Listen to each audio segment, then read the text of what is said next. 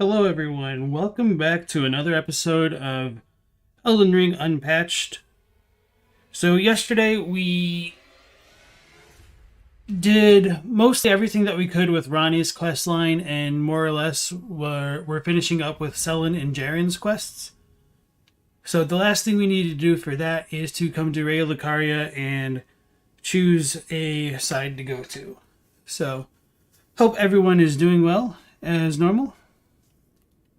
And we're just gonna dive on in.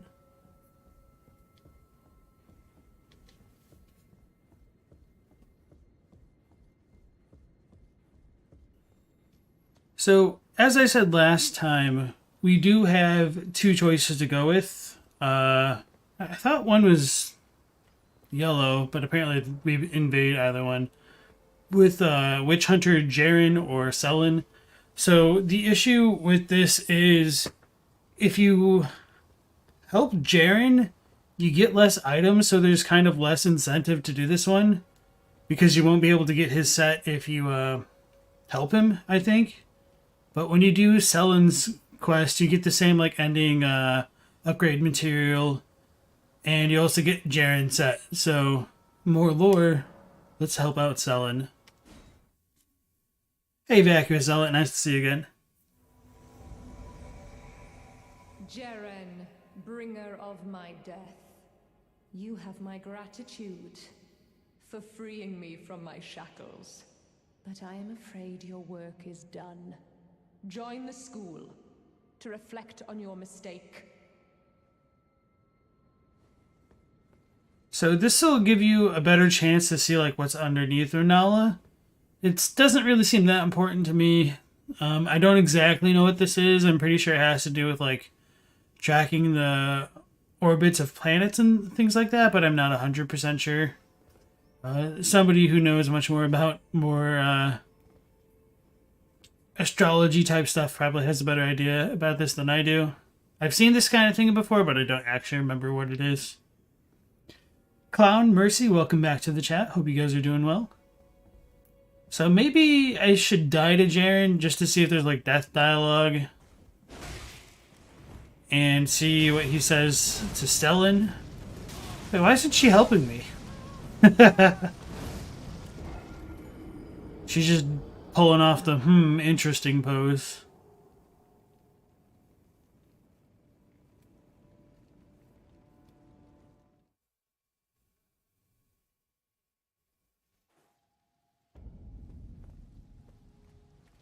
So there's like no real penalty for like switching sides or anything like that. We still have all our runes and everything too.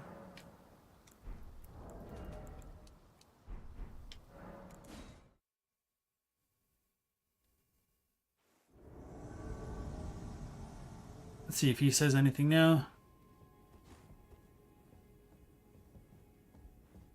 Maybe not, because we already did the Sellen portion. So let's try to get got by her. If he kills her. But she says the same thing. You have my gratitude. Stop punching me, Sellen. Kill me. From my shackles. But I am Wait. afraid your work is done. Join the school to reflect on your mistake. What item do I need? There we go. Can't use it. Wait, their AI broke. Oh no. How do we get out of this? So I could use the Nokron spell. Wait, I can't even like... Okay. Can't lock onto her. So that's working out super well. What are some suicide things we can do other than the Silver Mist? Because I can't craft this second.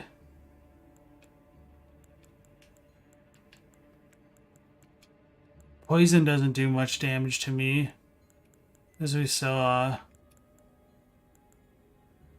earlier. Let's just try this, though.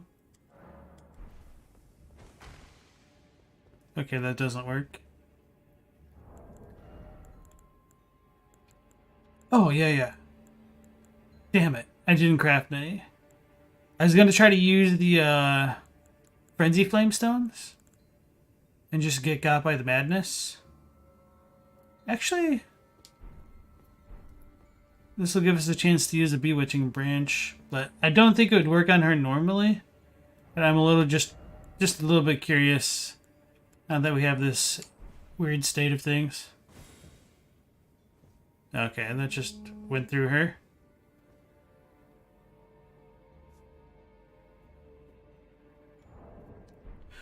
Alright. Wait, no, she did get hit. Because her, like, face is glowing. So that was a waste.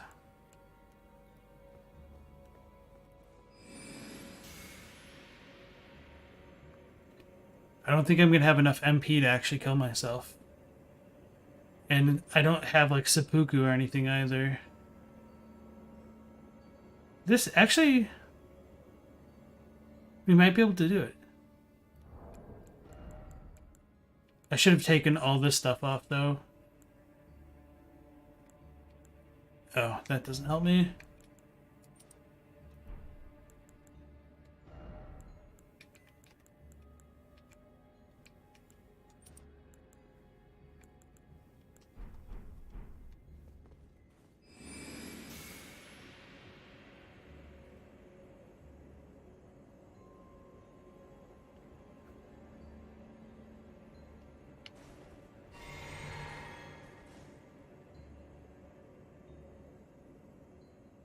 Oh, because I'm invading, I didn't get all of my flasks and stuff.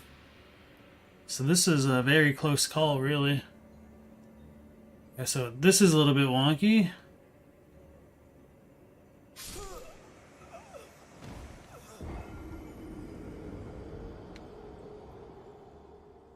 But we made it work. Okay.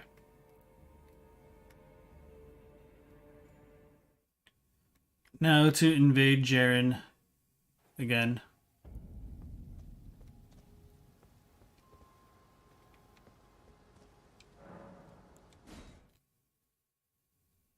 Obviously, I've never had that happen before. Jerren, bringer of my death, you have my gratitude for freeing me from my shackles. But I am afraid your work is done. Yeah, she's just kind of a big messed up right now. Reflect on your mistake.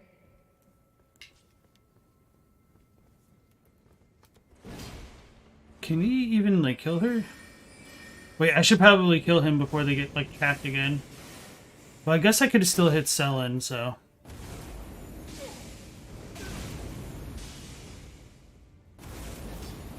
My man seems immune to bleed and frost.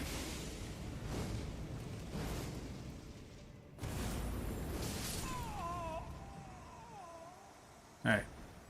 Jerren has gotten got.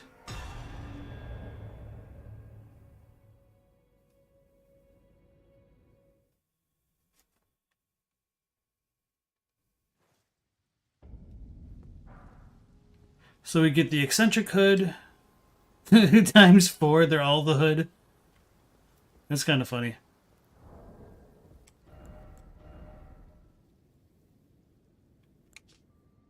Deathwatch Jerren's hood?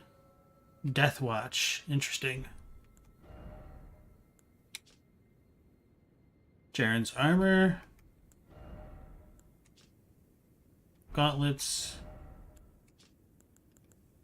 And tights. Okay. This is pretty much what I thought.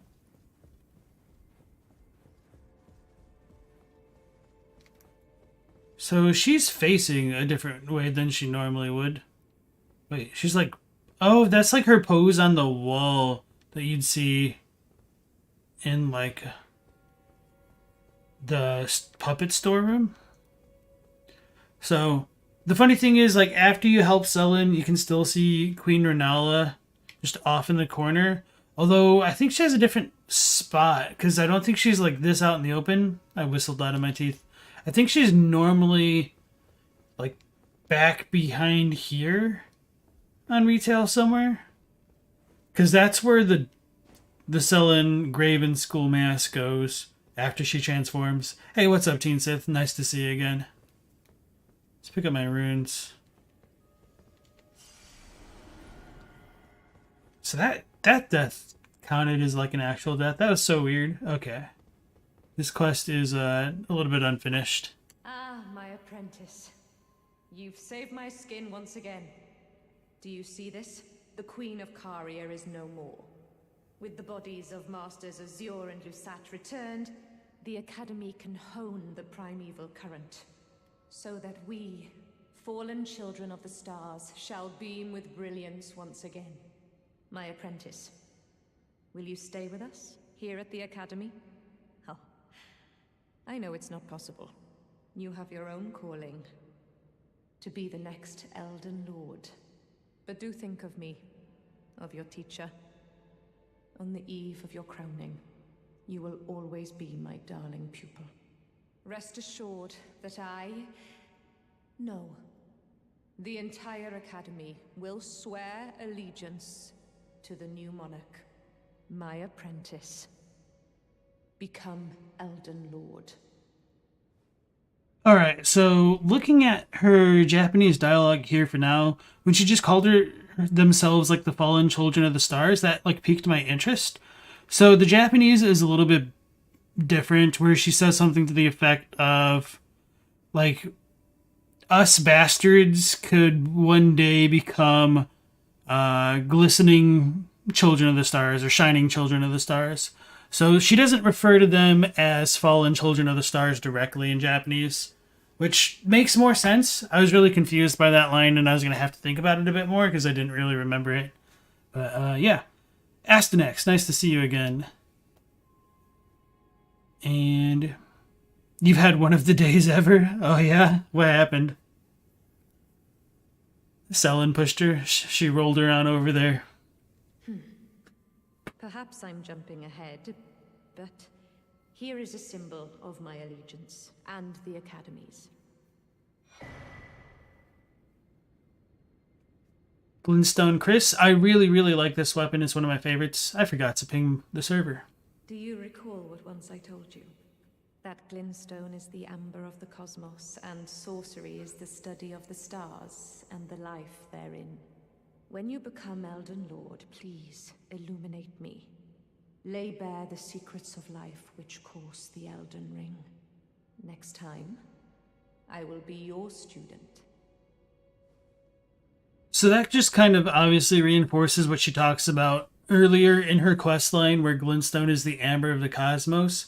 But with that being said, she does kind of differentiate the life that's contained within the Elden Ring from what's presumably within glintstone, which I think kind of goes part and parcel with how Selvis wants to use the amber starlight compared to the normal starlight shards to potentially control Ranni's fate, but that obviously doesn't work out for him. So now that we picked up the glintstone, Chris, this I think gives some more insights as to like the origins of Raya Lucaria. Wait, where is it? Oh, right there. Ritual Blade once presented to Lane by the Academy of Raya Lucaria as a token of peace. Though the weapon is embedded with precious glintstones and features Erdtree Dynasty ornamentation, the undulating blade is symbolic of an ancient ritual. I think that's slightly different, because I don't remember the Erdtree Dynasty thing. I'm going to look that up real quick.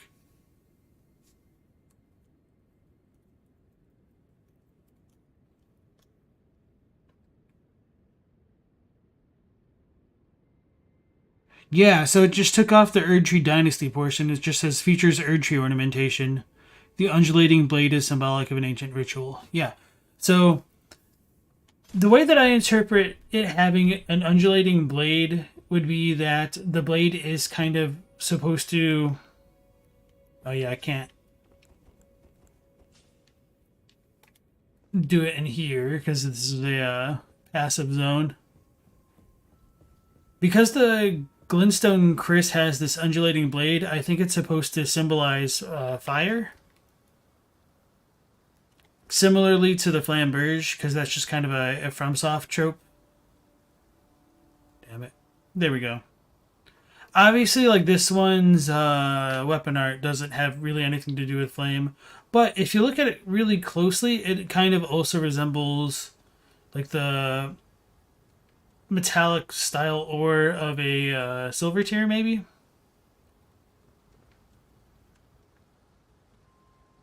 That's kind of hard to show off against the Erd Tree. Maybe barely you can make it out. Or I could just be crazy. It'd probably help if I actually had a free cam mod on. So that like is what, Glintstone Pebble. I didn't actually pay attention to that. Glintstone Dart. Glintstone Spear. Okay. With it being given the Erdtree hilt, that obviously shows that Ray Lucaria became more subservient to like the Golden Order or the Order of the Erdtree, whatever you want to call it, the Erdtree Dynasty. You had to wipe your computer? That's terrible. Sorry to hear that. Hey, Zoholanthropus, welcome back to the stream. Nice to see you again. Alright, so let's talk to her again. Oh, one last thing. If you failed to claim your throne, you can always pay me a visit. Oh, don't fret. Even my dullest pupils will always have a place here.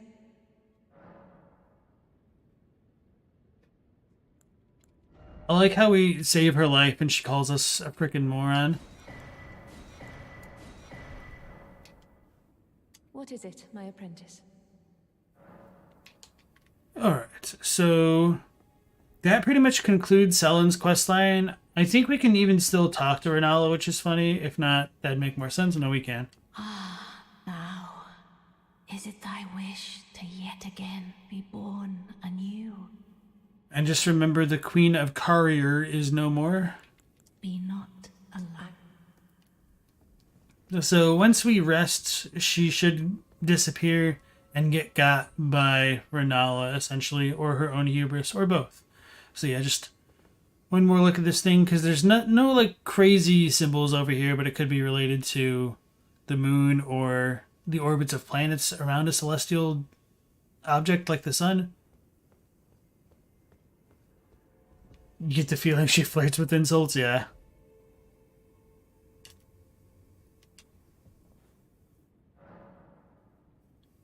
So she's gone. Or is she?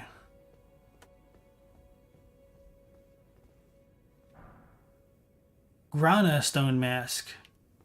Interesting. Stone mask of a green glintstone sage.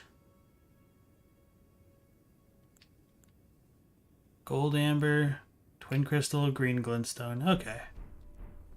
So one of the things that I really enjoy about this graven mask compared to the others is if you look up top, it's a little bit difficult to see. You can see Sellen's face embedded in it. Wait. Man. Can I not like actually get a good angle of it, or did they change it and I'm just being blind? Let me drop a trusty little glowstone again.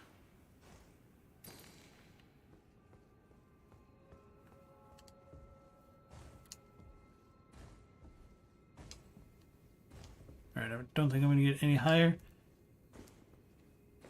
My camera angle sucks. Yeah, I thought it was a lot more noticeable. So, yeah, I don't think I can actually see it because that doesn't look like Sellen's face on the top. But they did put, like, the Sellen face mask in this later on, I guess. I've definitely got the footage of it. I've used that in, like, my previous videos. My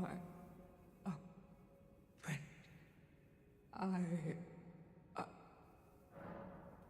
So yeah, her dialogue there seems as though she's in pain or something along those lines. Like she didn't anticipate this kind of outcome from happening.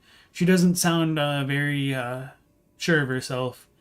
And one of the funnier things about Sellen's study into glintstone sorcery is it does follow the FromSoft trope of looking into, like, directly into the face of the soul, or like the primal matter of a being, and kind of going mad by the weight of that knowledge. So that's exactly what happens to Lusat and Azur.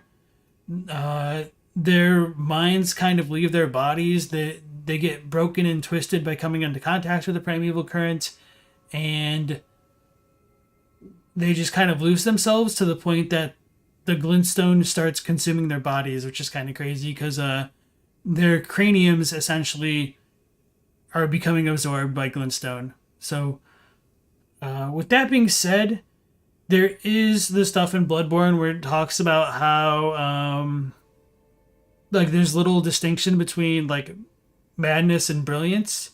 And so I think that kind of paradigm is in Elden Ring to a different extent, in that when we look at the beings like the Crystallians and we're told about the wisdom of the stone, we're also told that the Crystallians don't actually think a lot. I'm trying to remember the exact terminology for it. Let me look it up real quick.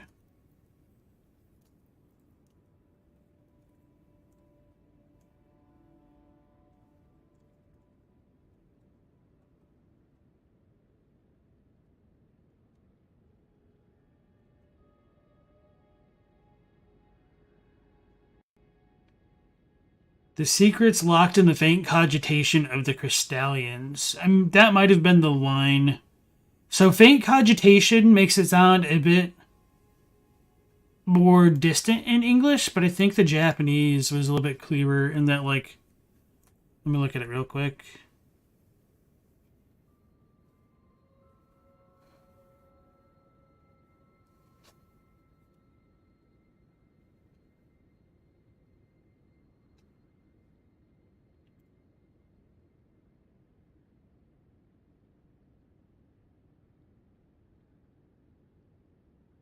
Yeah, it's like feeble thought, or like weak thought, like weak, feeble thought processes, meditation. So, with Lusat and Azur and Sellen essentially being super focused on studying the primeval current, they're kind of dooming themselves to, like, literally losing their minds if they're going to become anything similar to, like, a Crystallian or something like that. Hey, Scalleezy, welcome back. Capenda, nice to see you. Yeah, she doesn't truly understand what happened to her. And there is also the possibility that Renala could have had a hand in things, because Renala takes her place again. So I think it's probably a little bit of a and B, but mostly A, with Sellen kind of screwing up due to her own hubris, I guess. I was going to say a different word, but I couldn't think of what it was. Spectre, nice to see you again. Yeah, and Vacuo says the failure of Ascension is a common theme in these games. Yeah, that's another good way to say it as well. Scalleezy says, if you remember correctly, the Crystallians think very slowly.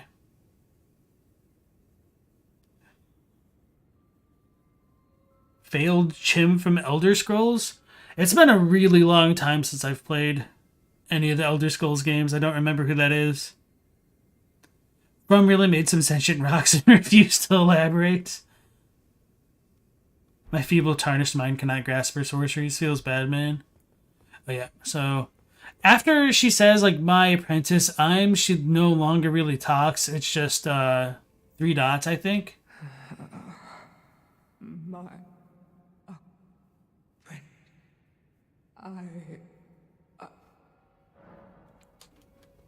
friend, I thought she, like, stopped talking eventually. Let me reset. If not, she just might repeat the my apprentice line.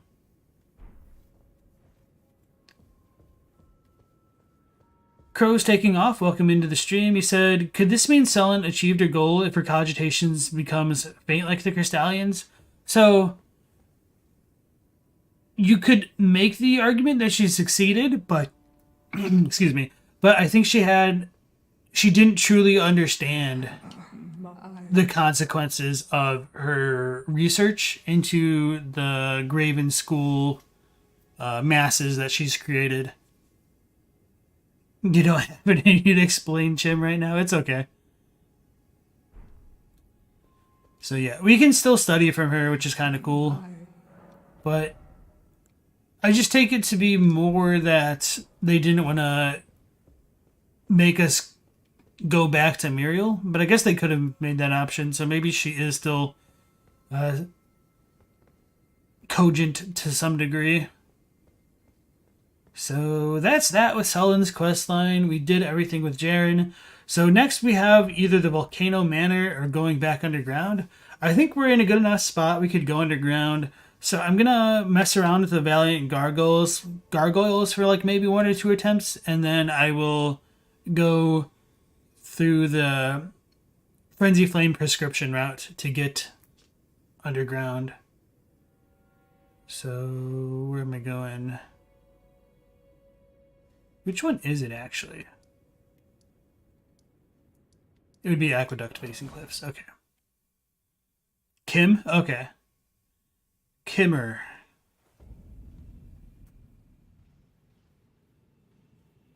The Dwemer could have cracked the soul primeval current thing in 30 years tops. Yeah, honestly, like the first time I came down to Shifra, I was like, oh my god, it's just like Blackreach. So I was very excited and pleased about that.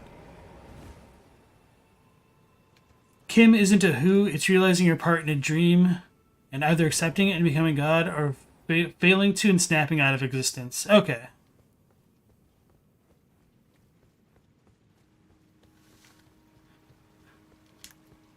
Yeah, both of my playthroughs of not Morrowind. Oblivion and Skyrim came to unfortunate ends due to bugs. So I like never ever finished an actual Elder Scrolls game because I have the debilitating problem of having to check out what everything is on my way from point A to point B. So I never really get to my intended goal. Kind of similarly to how I'm playing Elden Ring, but even way more scatterbrained because I don't have an audience to keep me on track. It's like lucid dreaming or being the one in the Matrix. Oh, yeah. Okay, that explains why the Mimic Ashes were dying before. Forget. There are some talismans which screw it up. What should I even put on? Oh, the Mimic Tear is still doing work, though.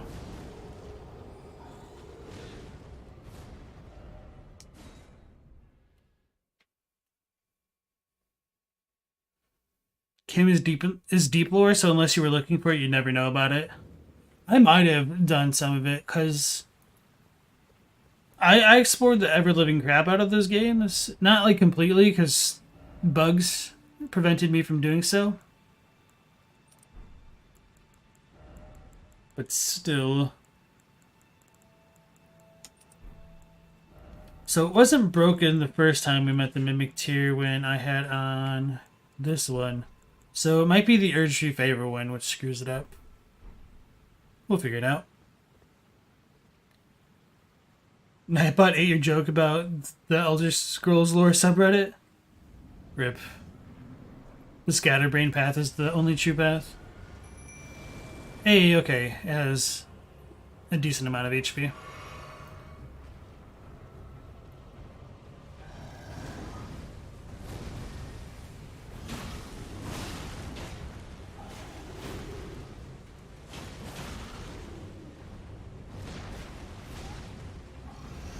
Vacuum slice.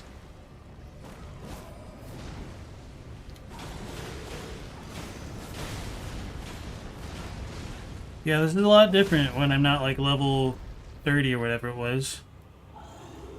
Oh, damn it. I should have just kept attacking. Okay, we're good. And now I feel like a god abusing the crap out of my Mimic Tier. That move is obnoxious. Like, I think that one move is literally what makes this fight from being manageable into something that's oppressive. Just because it does direct damage instead of just poison buildup.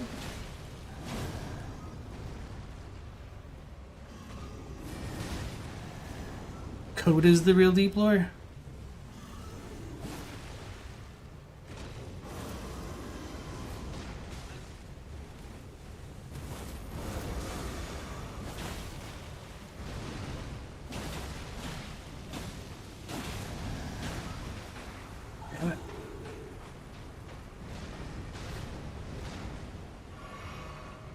Hey Rat, nice to see you again. Hoping I'm having a happy Mother's Day and are saving a lot of flowers. Hope the grim dark of FromSoft doesn't dampen the beauty of life for you. Thanks, Rat. And hopefully your tail isn't caught in a nest of other tails on this fine Mother's Day. And that you don't have any duty to take care of. Do we know who made the gargoyles? You want to send them a strongly worded letter? We don't know who made them directly. Because some can be described as like the kin of Malekith, or kindred, you might be able to argue that they could have come from Fair Missoula. But we also... Wait, do we have a couple gargoyles there?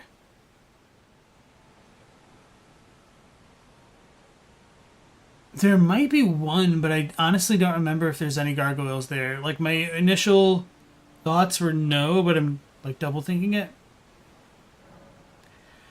So anyway, if it isn't Fair Missoula that created the gargoyles, there's a good possibility they could come from the underground civilization of the Nox. Because of, like, their dual faces, and there's going to be, like, a storage room in the Nameless Eternal City.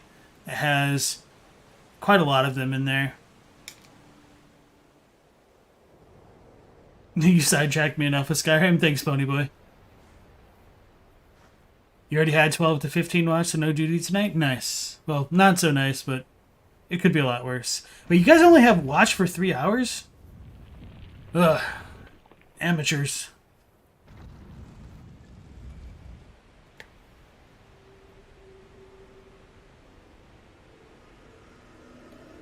So yeah, you can enter this coffin. It will glow with a bunch of random runes, kind of like the ones that you'd see the Two Fingers create.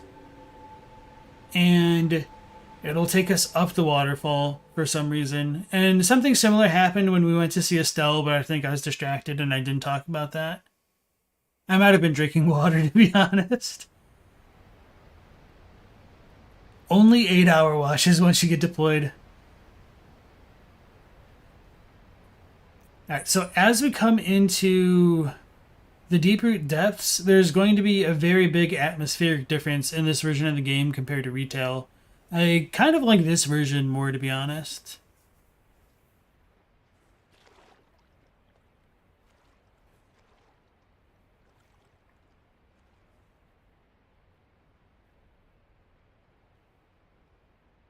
Waiting for a mod that turns Torrent into a magic coffin you ride around on.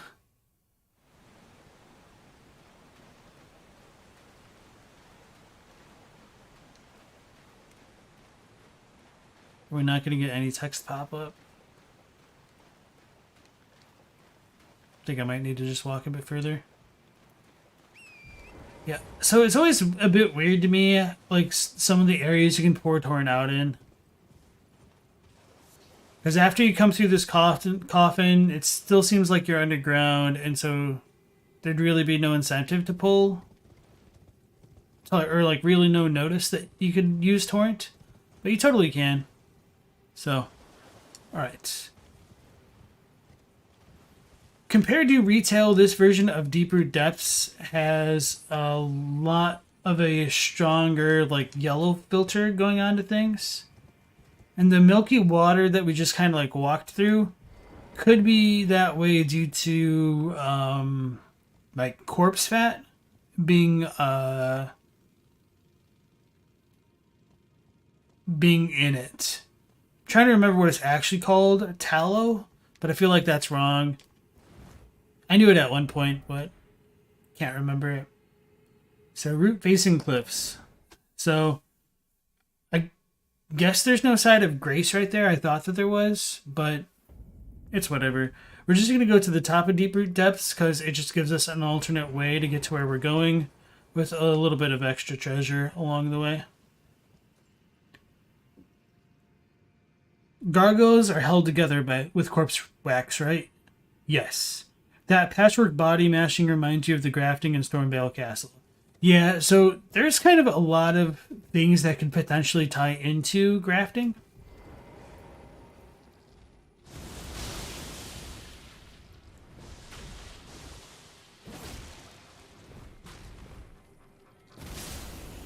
Just trying to keep the big one alive.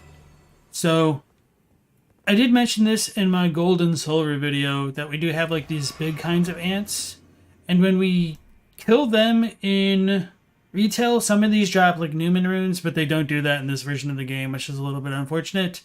And on retail, these things, gigantic sacks, bleed like a silvery color, but in this one it's a little bit more like yellow, but that could also be like the filter, I guess. Yellow or like greenish. But if you do slash their bodies directly, they'll bleed red. If you stab their things, they do get one shot. And you get like the orange. No, why did I say orange? The yellow, green liquid everywhere else. So I've wondered whether or not the ants could potentially be related to the creation of silver tears, which makes more sense in retail and makes less sense in this version of the game. And with the Nox being seen riding some ants, it's not like completely out of the question that the Nox could have used them in the creation of those beings. But if they are used to create silver tears, it's a little bit strange that that silver tears are metal. Ooh, nope, I goofed it. That silver tears are metal when the ants create like organic compounds, I guess. Tallow is a type of fat. Like it's visceral fat you get from animals. It's just animal fat? Okay. Yeah, oh yeah, Inspector also brings up a good point that some will also drop a rune arc and not just the Newman's runes. That's true. I think some drop like a golden rune 10. Another has like maybe a rune arc, but Newman runes are the ones like down here in this area. I don't remember if that one that I just popped dropped a Newman's rune specifically, but the ones further on down definitely do or did.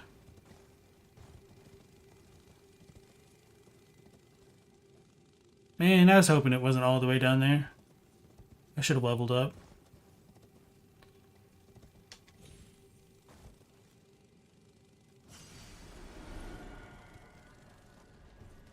It's always a little bit nerve-wracking having a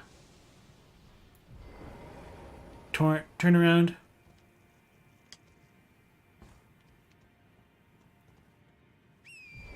Just because he doesn't actually stay. Or like he doesn't turn around on a dime. Okay, now we're good. Lowlander's rune.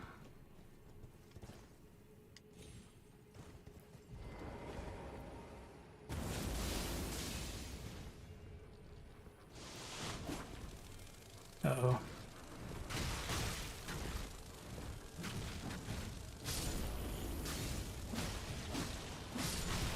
Oh god.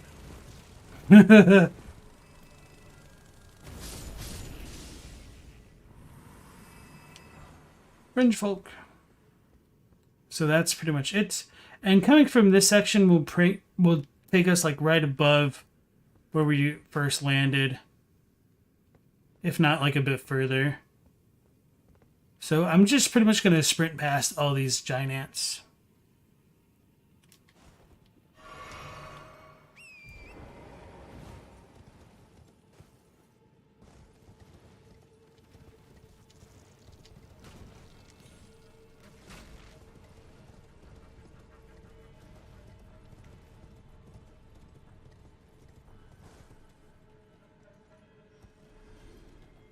How did that even fall like that? Anyway.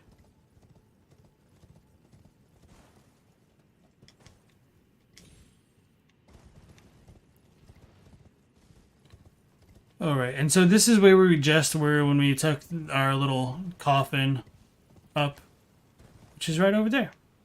I should have climbed up there. I forgot there's an item up there. Honestly, like, most of these items are fairly negligible, if I remember correctly. Blood Rose. But there are a few items of utmost importance, which I can't wait to show off.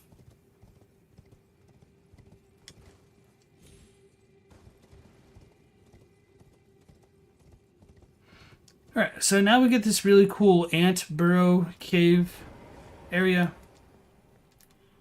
Let's get them all grouped up.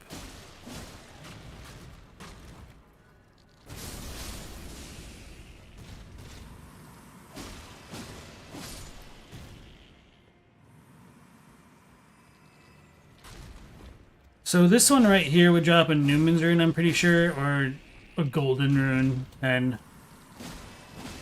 but the ones below definitely dropped the Newman runes. Oh, I didn't even see that one.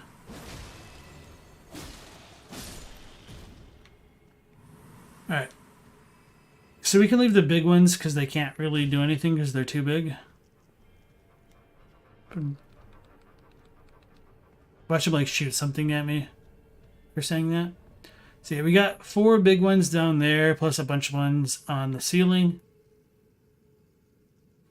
And I mentioned this in the one video about gold and silver, that if these things are related to silver tiers, it is a little bit suspect that we don't really get any silver tier husks in these types of dens. And with that being said, I still have wondered whether or not like these little sacks are meant to be related to the creation of silver tiers, with maybe some like Nox meddling to help that process move along. Poor thing. Alright. Just go ahead and aggro everything. So normally, like, the Newman's rune would be a kind of a automatic drop that you'd pick up, but we got nothing. We just got runes for killing the ant. So it seems like they intentionally wanted to add those in.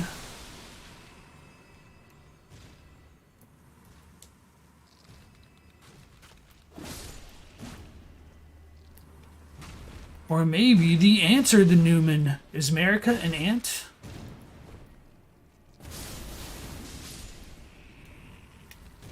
So, one of the reasons why these ants might be so big is that these seem to be modeled off of carpenter ants.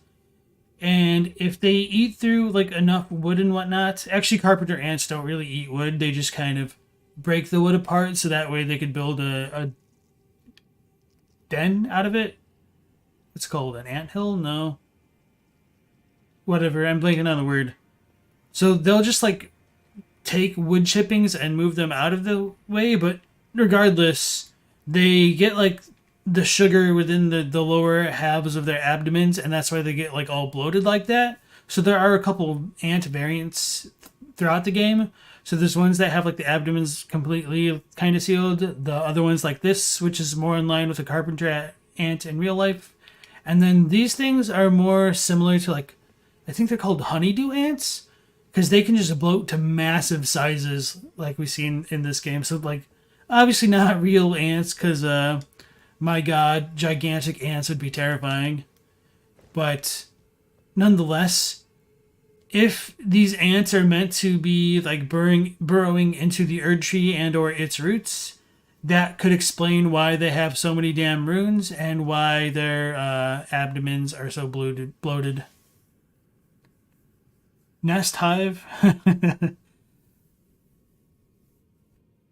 America lays eggs. Well, how else is she gonna have so many children? Are these ants confirmed? You thought they were termites based on those abdomens. No, these are ants, I'm pretty sure. Termites are kind of different, but I don't remember the actual differences.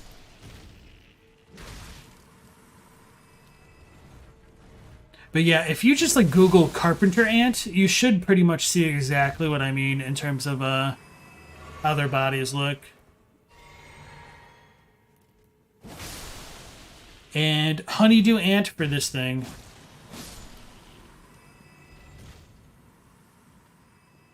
Or maybe you just use like a Bing image search. Good old Yahoo.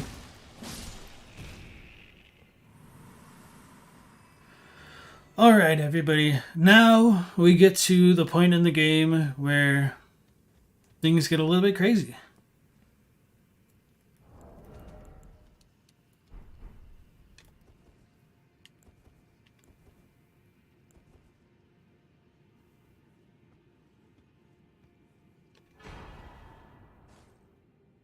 Ancient Elden Will.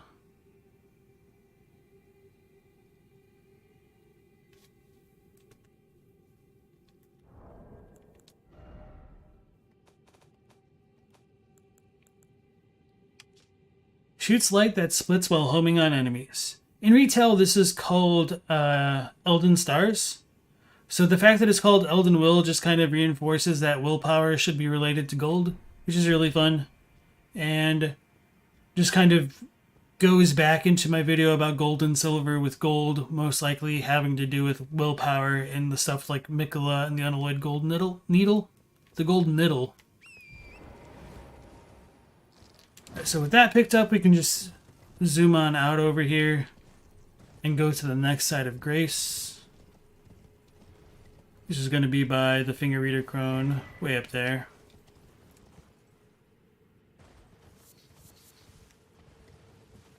So there's also going to be another Erdtree avatar over here,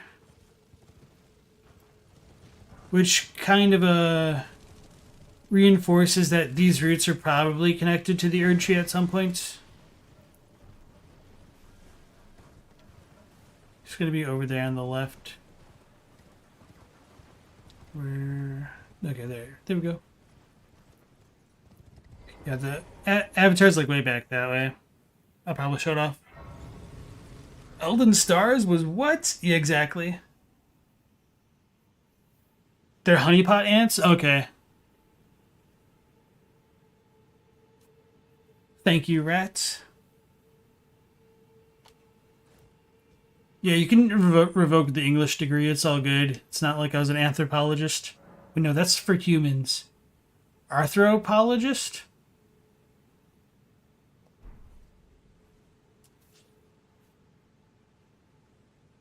Ancient Elden Wilk? Thanks, Puzzleheaded. Why is Elden Stars down here anyway, other than it's hard to get to? LOL. That's an interesting question. I think it's probably just to drive home the idea that the Elden Ring could have arrived on a meteor and it got like buried deep under the earth as it struck. Wait. Where is our boy? Should be further that way, I think. Or is he on the opposite side of the roots? Is he? Yeah, I think he is now that I think about it. Dang it.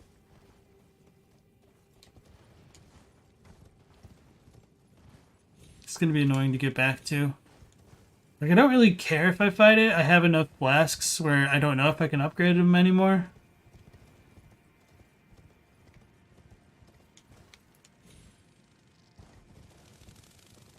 Although it'd be interesting if it just didn't exist in this version of the game.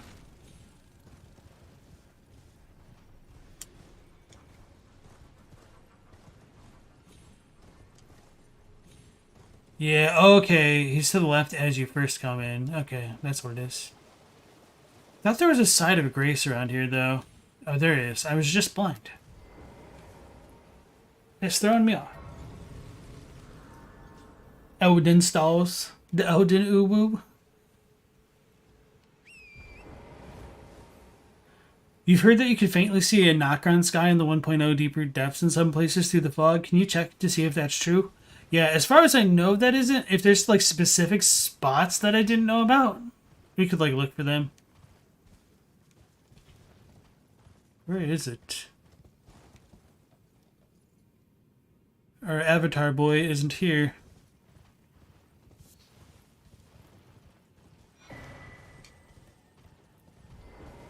Just some ants.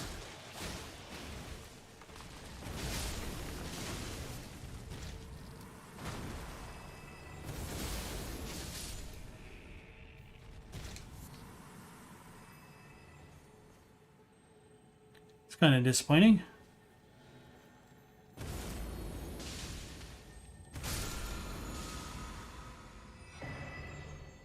Golden Land. Okay, so maybe they replaced that avatar with this thing. Because Golden Land is the Erd Tree avatar special ability.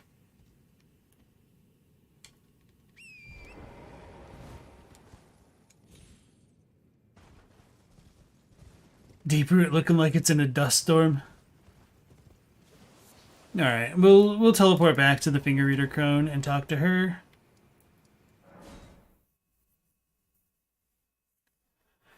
Puzzleheaded says, Elden Stars is referred to as the most ancient that derived from the Erd Tree. Could it mean that it's not the beginning of all things in the lands between? Oh no, I would definitely say not. Also, the Elden Stars description is listed as hearsay. Rat posted it a moment ago. Let me look at it again. Yeah, so it is said that long ago the Greater Will sent a golden star bearing a beast into the lands between, which would later become the Elden Ring. So, there's layers to it. Like, it could be the case that, like, that's actually what happened, but there's also that room for doubt. Oh, wrong one. Root facing cliffs.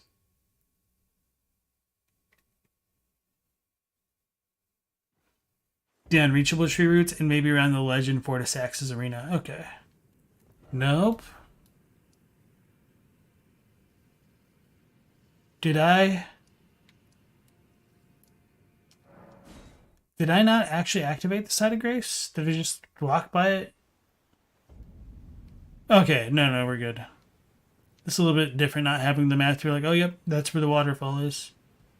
I thought Root Facing Cliffs was this. Whatever. Alright. Some big lore time here as well, but, like, not different lore.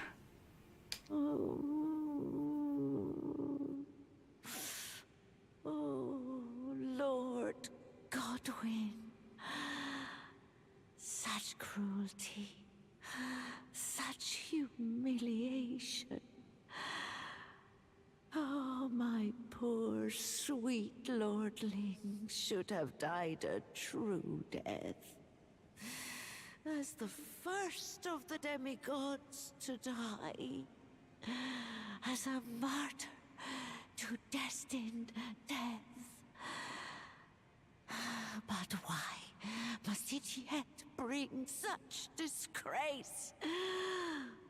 A scion of the Golden Bough, sentenced to live in death. How could such a thing come to be?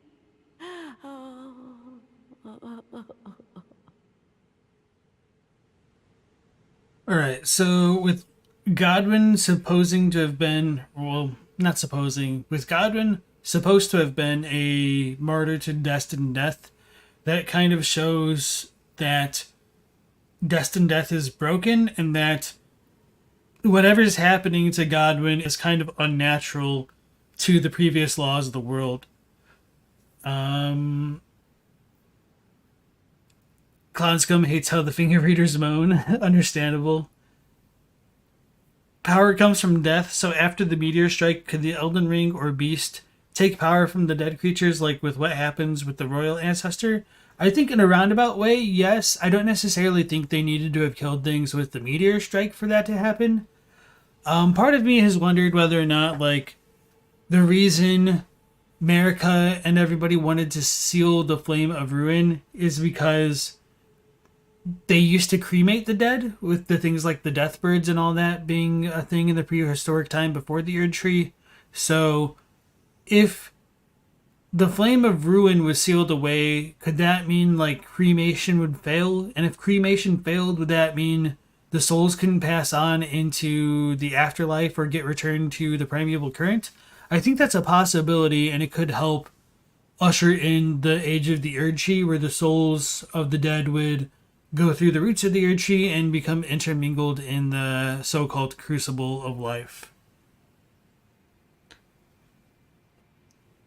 Scowleezy says, his body's still presumably immortal outside of destined death, which would create all kinds of problems. Yeah.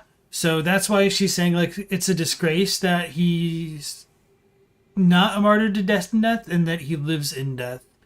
So that's essentially him refusing the call to return to the Erd Tree. But can you even say that he's refusing the call to return to the Erd Tree? Because he doesn't even have a soul anymore. It's just probably, like, as I was saying a minute ago with, like, the Elden Will stuff, it seems most likely to me, and of course this is my speculation, that Godwyn's willpower and whatnot, it probably remains in his body.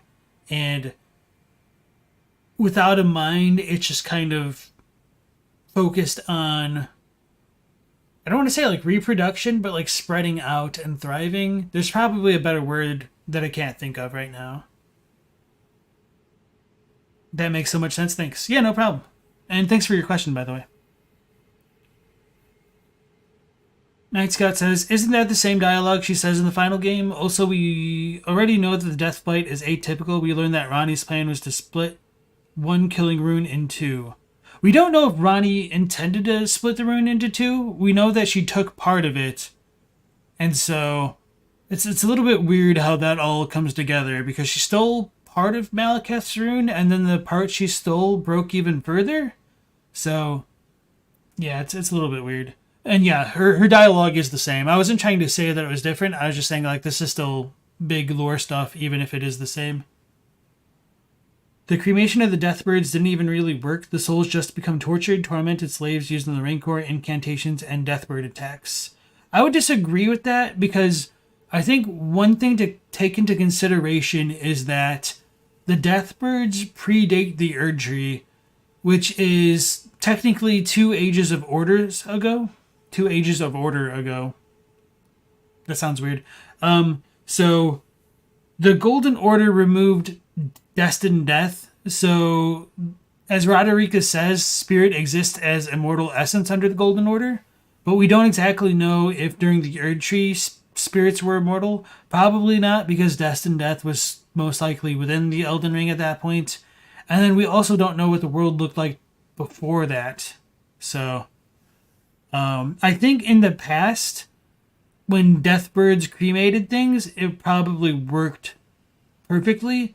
But with the removal of destined death and the de facto way that souls become immortal, I think that's where like the curses and hexes really come into being.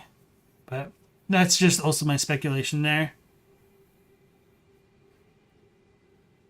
Godwyn's body has the spikes of Deathbite, so it seems like his body is dead at this point too, but just zombified. So he is technically alive, because we do get that in multiple item descriptions, I think. I might be wrong about that, but there's like, regardless, there is that dichotomy meant to split his being dead in body, or no, his being dead in soul and Ronnie being dead in body, to make that kind of work in my mind.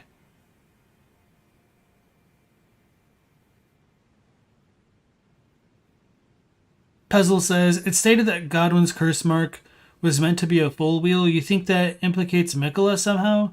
The Banished Knights guarding Ordina, Black Knives guarding Ordina with the armor found there seem like a smoking gun now. The Deathbird's own gear describes them as malevolent, and their practices were to rake the ghosts out of the ashes. Yeah, the Deathbirds can inflict deathblight. Scowleezy says, it's implied she did that intentionally because otherwise she was taking a gigantic gamble. You don't think it's outright stated she did it intentionally, though? Yeah. So, what I'm saying with, like, the Ronnie stuff specifically is that she might have intended to slay her body, We don't know if she really actually intended to kill Godwyn, if he has collateral damage. And beyond that, even if her goal was to kill Godwyn and, for whatever reason, not destroy her own body, we don't know if her goal was to split the Rune of Death even further. So that's kind of the point that I'm contesting.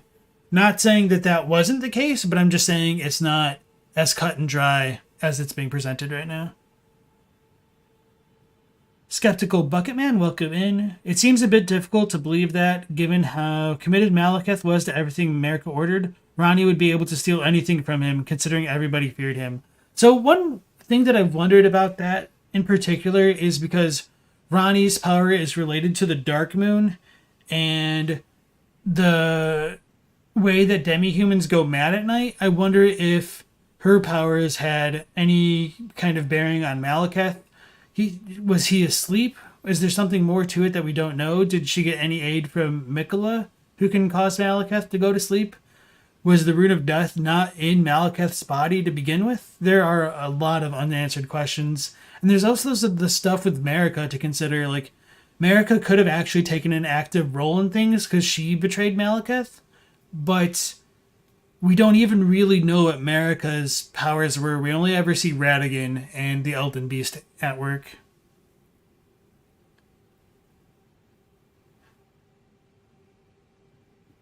Ronnie absolutely intended to kill Godwyn and others. That's the exact reason she made several black knives and hired the assassins. No, I think that's a fair statement, but we just don't know, like, her actual motivations as to, like, why she killed Godwyn and whether or not her being caught in the crossfire of that was intentional, or whether or not she was going to take those black knives and use it on herself and Godwyn tried to stop her and she just tried to go through with it anyway. Like, there is enough wiggle room in the text that can allow for multiple interpretations. But at a surface level, I would agree with you that it did seem that she was trying to murder Godwyn. I'm just saying there's enough room for doubt where I think it's a little bit too early to just, like, close off other interpretations, if that makes sense.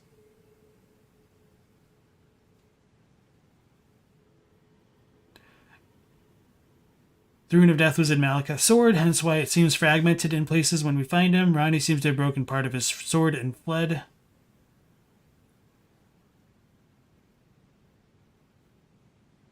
Yeah, she does tell us that she did the Night of the Black Knives, but she doesn't really say why she wanted to kill Godwyn specifically. You see Godwyn as a Nameless King type. The only reason why Marika could have been complicit in the Night of the Black Knives might have been because of him siding with the Ancient Dragons. That begs to doubt. There's room to doubt. I mean, we might find out more with the DLC. Like, oh man. Looks like my internet's kind of dying. Hopefully we're back. Are we back yet? Okay. Yeah, it looks... Nope.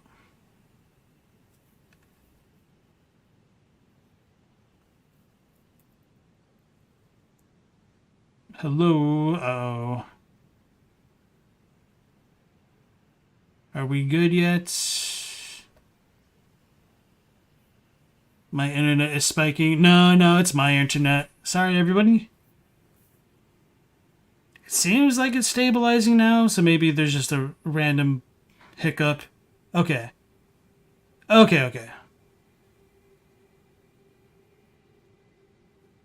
No way someone tried to stop her and she had to be cut down in the process. You don't think Ronnie wanted to specifically kill Godwyn? Just that she needed to kill people in general, hence the soulless corpses in the Wandering Mausoleums. Okay. She says she killed her own flesh, not that she knew it would work that way. It's heavily implied but not confirmed. Yeah, that's kind of the way that I look at it. And part of the reason why I go through the pains of framing things this way is just because, like, the player base has been burned in the past with their previous titles, with, like, Bloodborne, for instance, all of the stuff with Lawrence and Ludwig, as well as technically the doll being based on Maria instead of how it was originally intended to be based on Queen Annalise. Spoiler alert.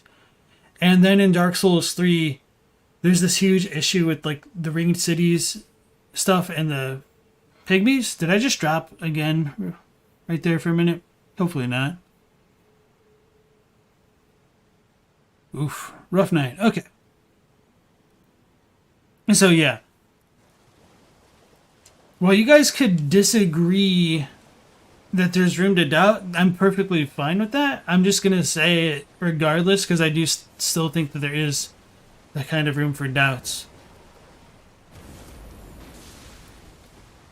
Oh, let's turn the HUD back on. I don't want to get death blighted.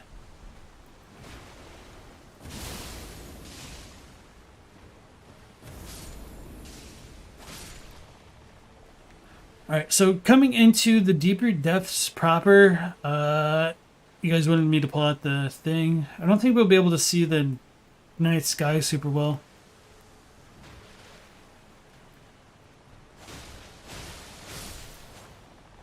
Like, I heard there was one spot by Siluria, but that I didn't actually see. I'm all paranoid. I think it's just... Alright, whatever. Probably just the water.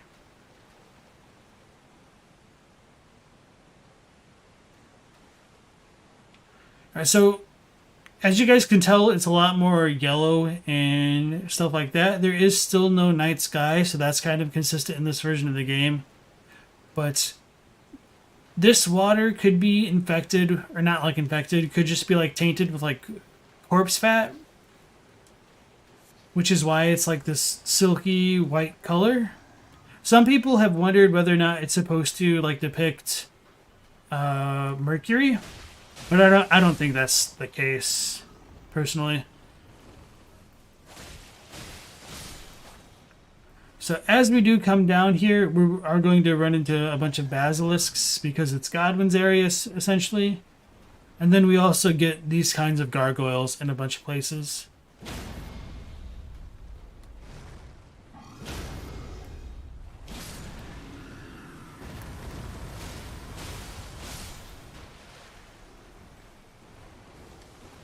Solaire is the Nameless King. Yeah, that's another one.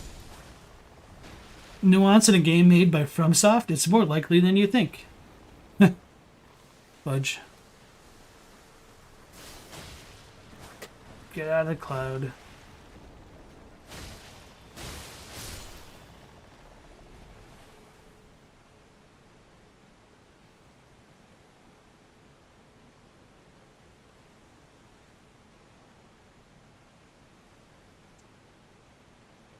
Wouldn't make much sense if Ranni thought she could solely color her flesh with the Rune of Death. Leonia was already aware of primal glintstones to soul hop while abandoning bodies. Yeah, that's also an interesting point. Like, she could have done something else to transport her soul rather than just killing her body. So I go through something that drastic. Because, I mean, she kind of does something similar to that anyway with the doll. But to be fair, she might not have felt the need to use a primal glintstone because Radahn might have been helping her out either directly or incidentally by halting the movement of the stars and keeping the Carian's fates at immortal or whatnot.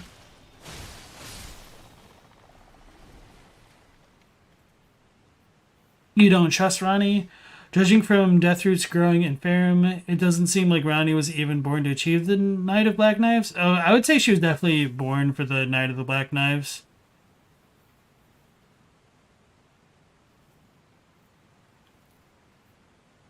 Splitting a curse mark to make only the body die seems tied to some kind of logic that would give her motive to steal the shards, since she otherwise never uses the rune. It's just hubris. From what we see of the gods and their servants, they were rather full of themselves and careless. Brunel's possession of the blasphemous claw implicates Rykard being aware of the Knight of the Black Knives off the top of your head. Yeah, that's true. Also, I'm pretty sure, like, doesn't the Black Knife dagger, or the Black Knife, say Ranni imbued them with a secret right?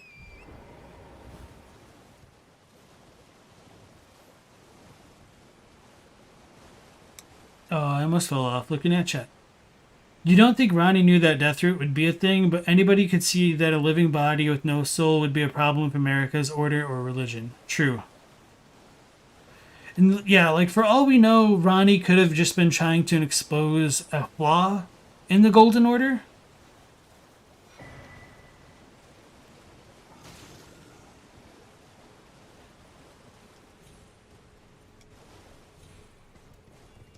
Yeah, may as well just get the Side of Grace that's up there. You'd argue against the primal glintstones being a well-known or commonplace phenomenon, but that's too much for stream chat. No, I think that's fair. Because regardless of all of that, Runalo was studying Rebirth in Raya Lucaria either before or after Ratigan did his thing, and it's considered taboo according to Muriel, which kind of makes sense because in my eyes it would just kind of circumvent Erdtree burial. But there's a bunch of like the automatons around Liurnia, and there's also like the primal glintstones that the astrologers used.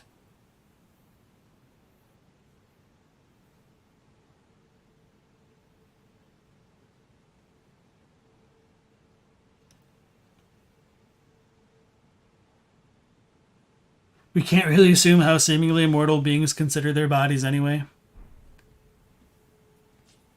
A weird thing in Fair Missoula is that there seems to be murals of beastmen turning into worm faces up there. If that's the case, the Deathblight first existed when Fair Missoula is being built.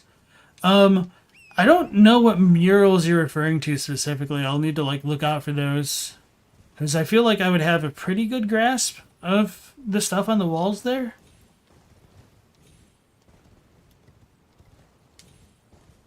So I'm curious as to what you're referencing specifically.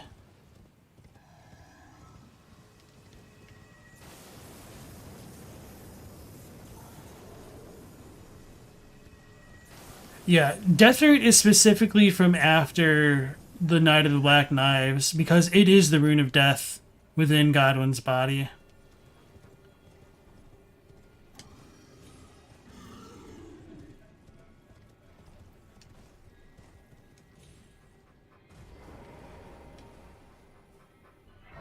I should level up.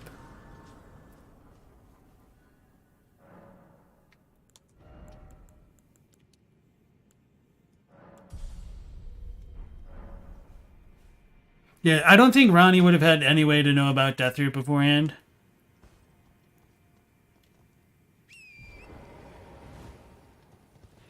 Melina talks here? No. So the issue is, in this version of the game, after you talk about burning the Erdtree, apparently Melina's dialogue just pops up everywhere you can possibly go. So we wanted to come over here because there's this nice little hole to go see the Rune Bear.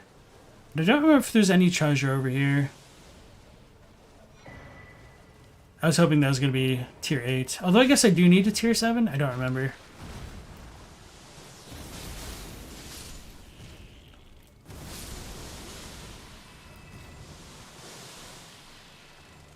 That doesn't do anything. Or does that just break my equipment? No, I don't know.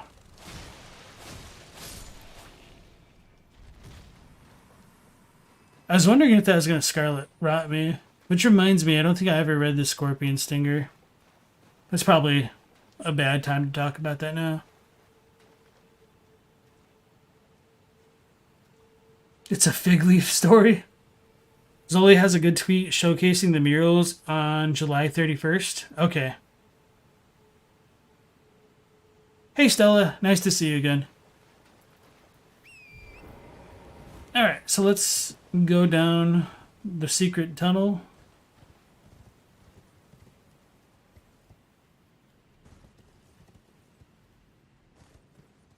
Because FromSoft played a tricksy on us. Rather than just having a secret waterfall cave, they made it so the proper way to go in wasn't through the waterfall. So we've got a sleeping Rune Bear down there.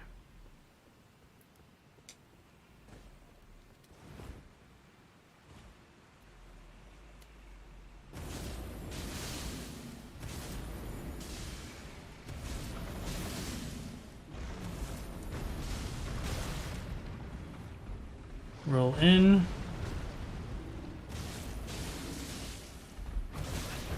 Damn.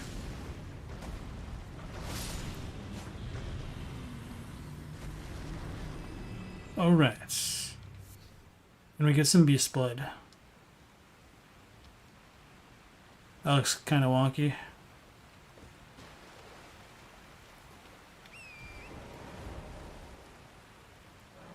Nameless Eternal City.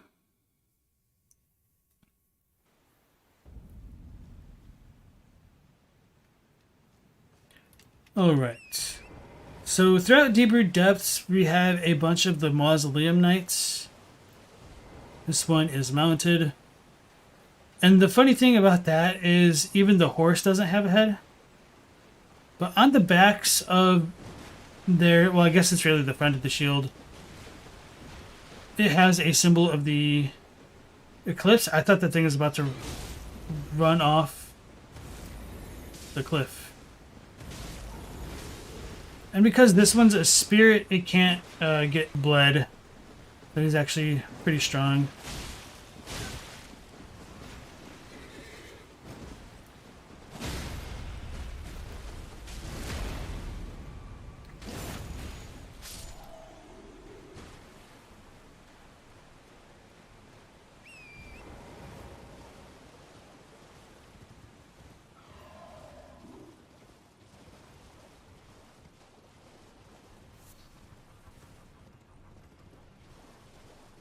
I think this is the place that I want to go to. No. Close but not quite.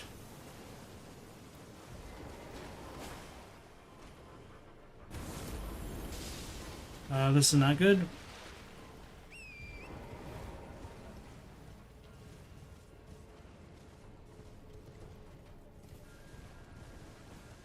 Where's the room?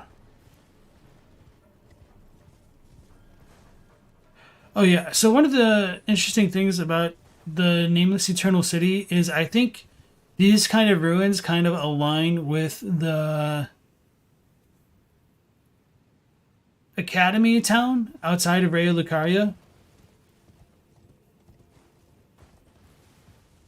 which could imply that Raya Lucaria could be related to the Nox, which kind of feels silly because you could say like literally everything is related to the Nox and not really be wrong.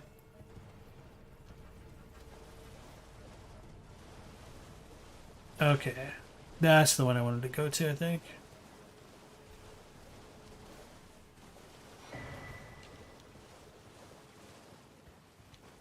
No?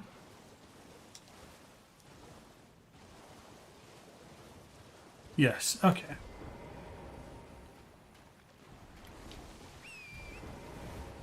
So this room is filled with a bunch of the gargoyles. Like it's almost a storeroom, which makes me think that the Nox are responsible for creating these things. And of course, the Valiant Gargoyles also do show up in Lanedell, which is a little bit frustrating. This one should have given me Vacuum Slice. Okay, whatever. I guess no reason to go there.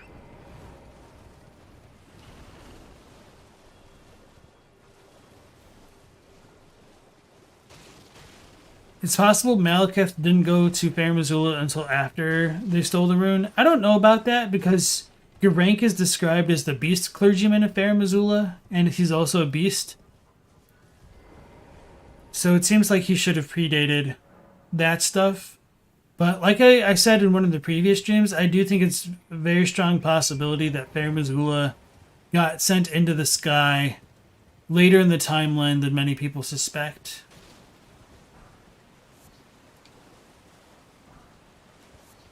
Silver Tier Husk? Oh, that's cool.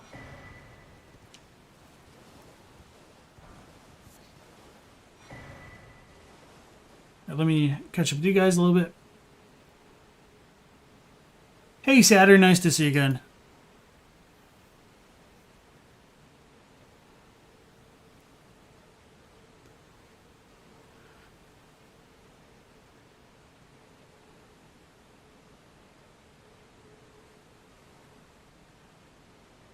You could use the lack of detail on how Ranni stole some of the Rune of Death as a hint that she may not have actually done it all as she claims if you're in the mood. So yeah, I think Ronnie probably also just said that she did it all because she didn't really feel like explaining everything, and it's probably easier to just kind of take credit for that kind of thing rather than tediously explaining things to a tarnished. Because she's not very open to begin with, so I think she just does things out of what's mostly convenient for her to a certain extent. So, yeah.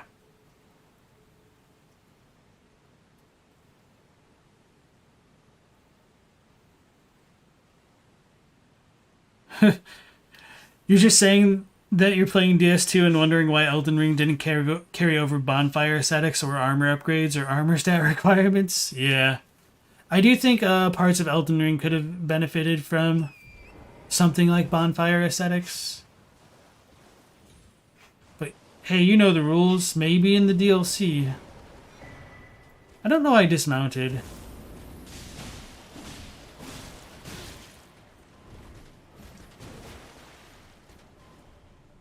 Actually, are these dudes always white? I think they're like a more of a tan color on retail. I might be wrong. Sweet. Okay. Eclipse Crest Great Shield and Lord Sword Straight Sword. Lord Sworn's Straight Sword.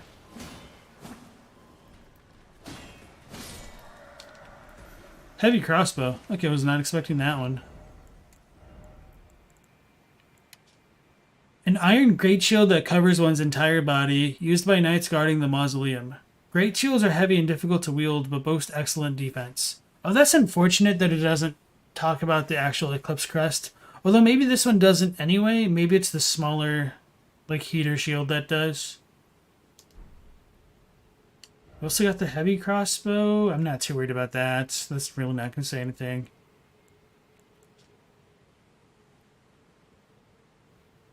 Okay. What was the last thing that I just picked up?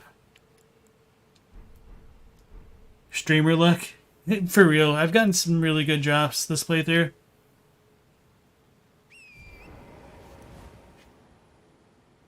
Being Garank may have been disguised to masquerade as a Fair Missoula survivor, since he seems to have been Malekith first, with the two fingers supposedly creating the shadows. I would strongly disagree with that.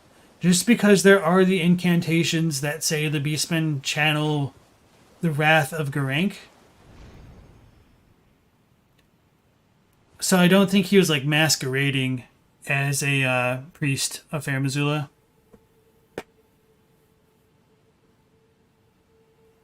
Yeah, and if Malekith had a relation with Fair Missoula, that would also mean that Marika would have had a relationship with Fair Missoula. You can access the Mogwin farming spot without picking up a single Great Rune? Yeah.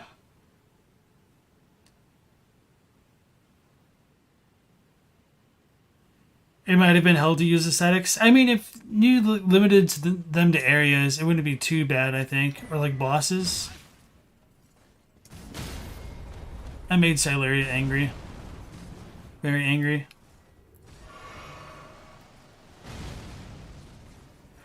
And because it's a crucible... Oh. It doesn't have a lot of health. Am I that leveled up now? No, that thing just had like 2,000 health. Not even that much. So they beefed it up. Hey, Siluria's Tree. One of the most important items in the game.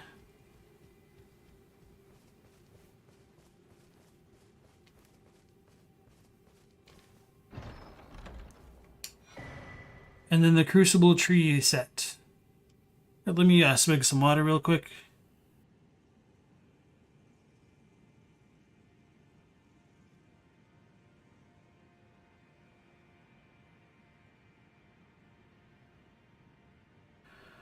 No beastmen actually use those incantations, just Dragon Cult variants.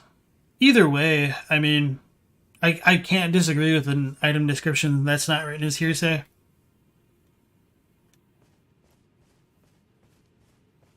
Your headcanon is Ronnie explains all the details of the lore to us after her ending. How convenient.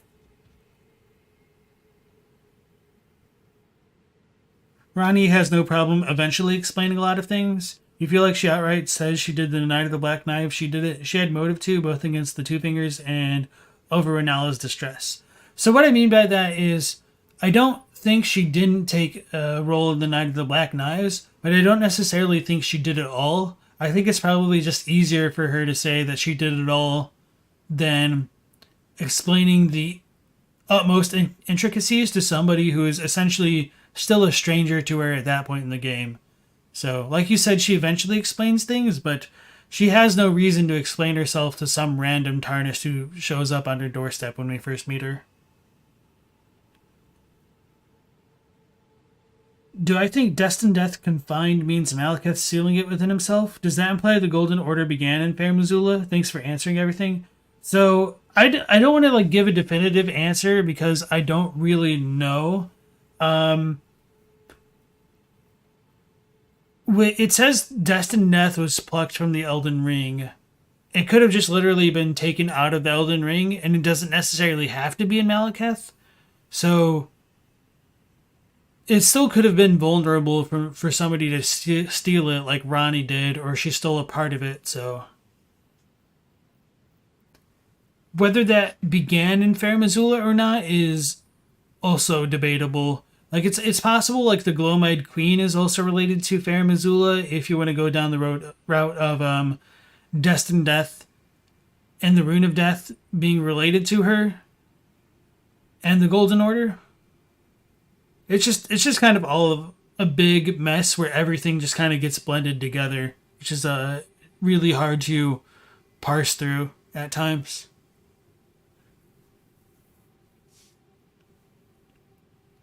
Voice of the Old Ones, welcome back in. I did it all is a lot better brag than I did a lot of it, yeah. Rykard was definitely involved to some extent due to the blasphemous shard, so she doesn't tell us everything. Yeah, that's another fair point.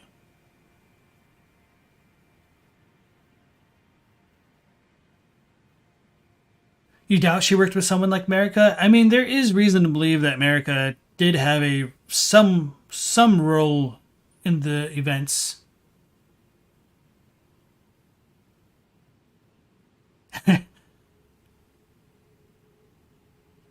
Ronnie definitely needs the cloud, apparently. We don't actually know if Ronnie hates Marika. Because, to be fair, Marika tells all the children to essentially murder her.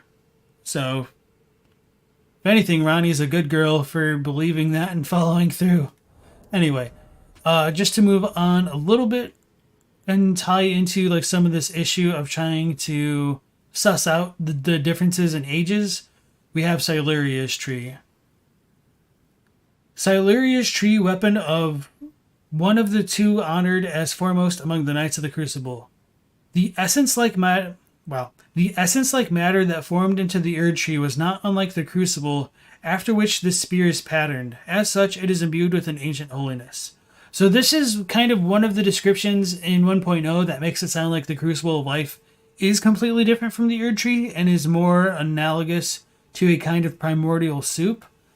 But I don't know if this is translated properly because we don't have an equivalent of the Japanese 1.0 text that matches this stuff. So to reiterate, the Japanese 1.0 text is the same as the retail stuff, except for when it gets patched, I guess. But there is also the possibility... Oh no. F indeed.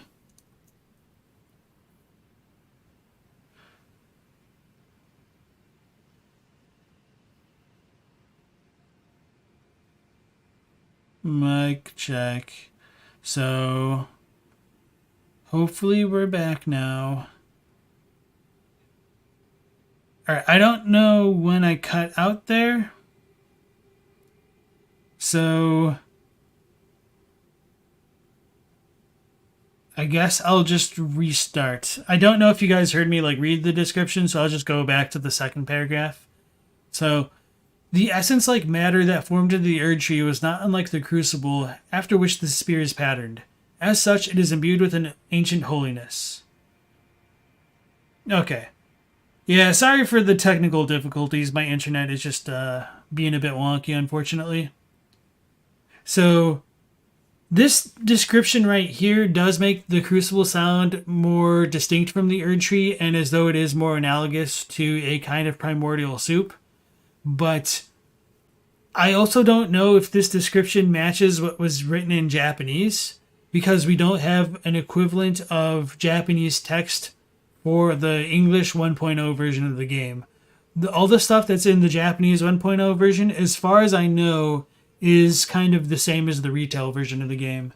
So, with that being said, the current retail version of the patch is still vague and makes people believe that the Crucible is kind of like a primordial soup, but maybe the Crucible Knight armors will elucidate a little bit further. Armor of one of 16 ancient knights who served Godfrey, the first Elden Lord. The conduits that cover this armor seethe with the power of life's crucible, that which coursed through the Erd Tree in its primordial form. The gold ornamentation atop the white pelt is an old design called an herb of many aspects. So that's a lot more detail than we get in retail, I think. And this second paragraph does lead into the idea that the Crucible was in the Erd Tree a bit more freely, or that the Erd Tree's primordial form is that of the Crucible. But let's check the helm, because that might be slightly different as well. The Great Tree ornamentation is the Knight Siluria's mark, displayed also by her men. So this Great Tree right here is the same Great Tree that's referred to as like the stuff in the root resin description and the Deeproot depths map description. So with that being said, we could take this Great Tree to be a kind of implicit reference to this tree, the Erd Tree in its primordial form. So that's why I do believe that the Great Tree is the Erd Tree, just in the primordial form of the Erd Tree during the time of the Crucible. So in my mind, we have the Crucible, which is the Great Tree, which is the Erd Tree in its primordial form, and that is kind of the same as the Erd Tree of the Golden Order. Like it's the same tree, but it's just the tree in the age before the Golden Order. And with that being said, there might still be a kind of a tree that preceded the Erd Tree and the Crucible, but we don't know for sure if there was one or what it was. There's a good chance that it could have been the Helfin. Alright.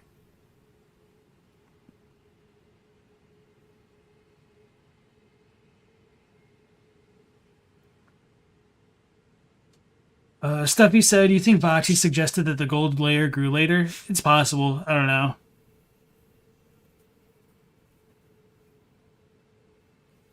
The carrion side of the family doesn't actually know that Marika ordered Radigan back. He just left. We don't even know if like Marika ordered it or whether or not she just accomplished her goals and pieced out. It's very vague on all those fronts. So we got Siluria. Now all that's really left is to check out like the Wandering Mausoleums, I think.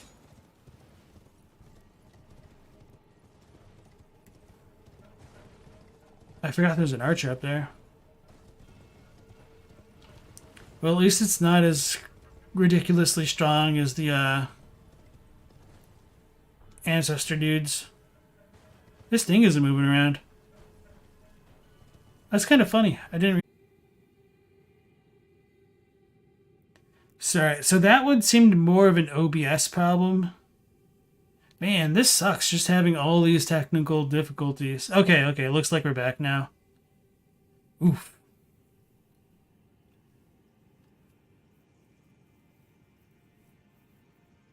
If Miriel knows that Marika called on Radigan to be the second Elden Lord, it's probably common knowledge. There's a waygate near Renala that goes straight to the Miriel too, implying closeness.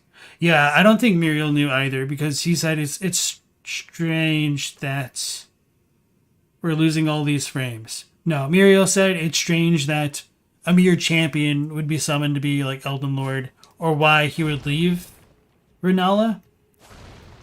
So it's very clear that Muriel doesn't know. So I wonder if we're about to get thrown off. It sounds like it's dropping. Oh yeah, it's definitely moving now.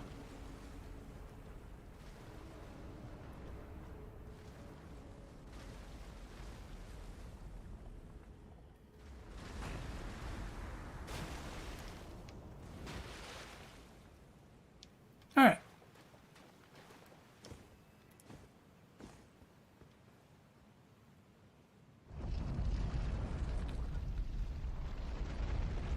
Nah, it's okay. I'm kind of surprised that the previous streams have been so smooth in comparison, to be honest. I don't really know what the issue is tonight. Just maybe everyone on Mother's Day using the internet, who knows. Aren't there two sets of roots in Deeproot? Your theory for the DLC painting is it depicts the Erd Tree grafting onto the Helphin or the Great Choose roots. That's a pretty common theory. So there are kind of two sets of roots in Deeproot, and I'll talk a little bit more about that when we get to Godwyn. It could just as easily mean to be that he heard that America made him Elden Lord. It doesn't necessarily imply that Radagon was recalled. Right. It indicates Radagon's prowess was not comparable to Godfrey's and seemed comparable to other generals and champions of the era. Yeah, because Godfrey didn't seem to lose, and Radagon lost 1.5 times. You're so used to it being lag on your end, you didn't even realize it wasn't at first.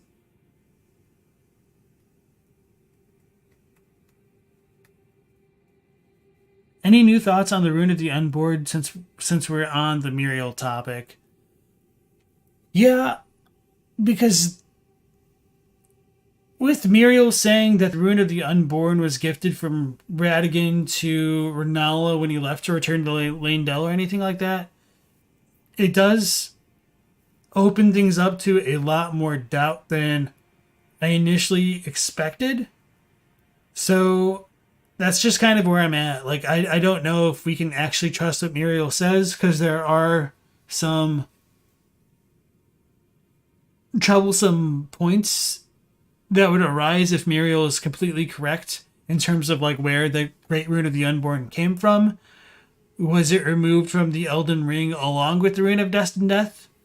Was it kind of like somebody else's mending rune that they thought up? Was it Radagon's rune? It just, there's a lot of really bothersome questions that gets brought up as a consequence of that. So yeah, I'm just going to leave that as like, I don't know, I guess.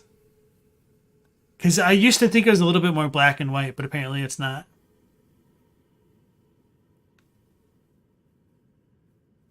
All right, so looking in here, as I always point out, we do have the Nox chests and stuff. Like, this is a Nox type building.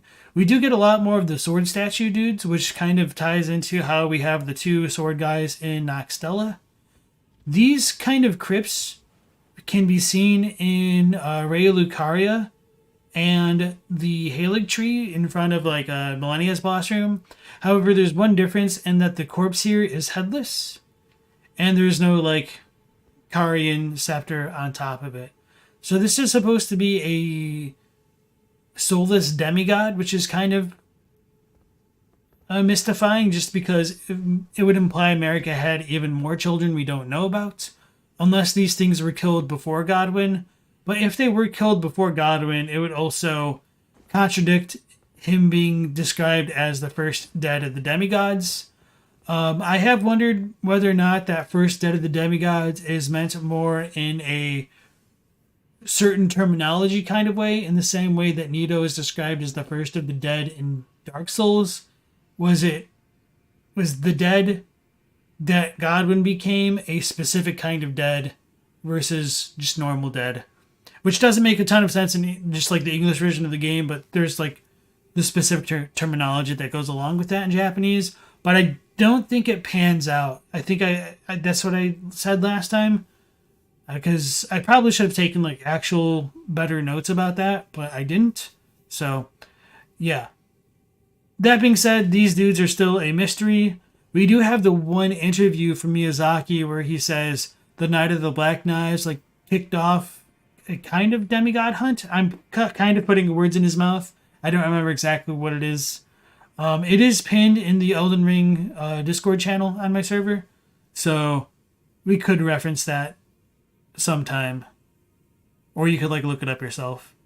So yeah, the Night of the Black Knives did kind of create a pseudo war other than the Shattering, where more demigods essentially got potentially by Malekith. Right. I don't really feel as though we need to clone anything yet, so maybe we'll go back to the round table hold real quick and look at a few of the remembrance items, because I don't remember if I did that.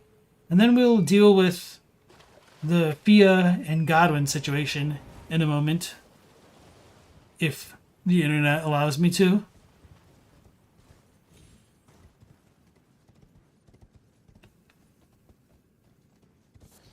Living Jar Shard. So we did go in that one room. Yeah, I don't think there's anything else that's super significant down here. Other than you guys wanted me to like look at the skyboxes in a couple places.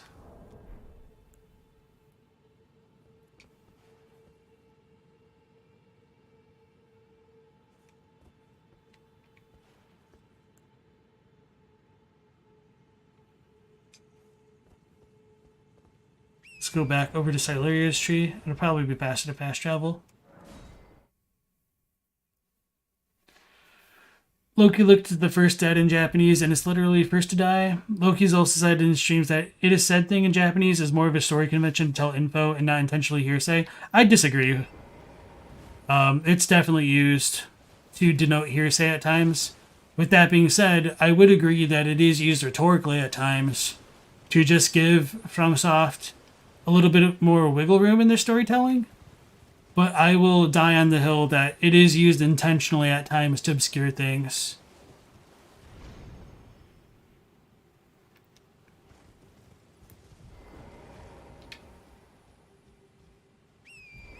Let's head a little bit more that way. We don't know how death worked in previous ages, right? Sort of like we have an idea that it's probably similar to what we get like in real life, sort of, but technically we don't know.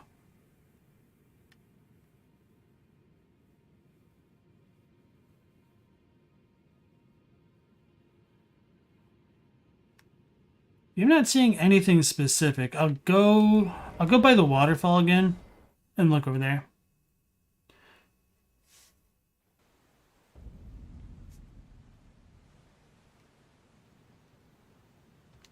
KD, unfortunately, feels like the description of the assassin's daggers are probably an example of bad writing by From, which sucks.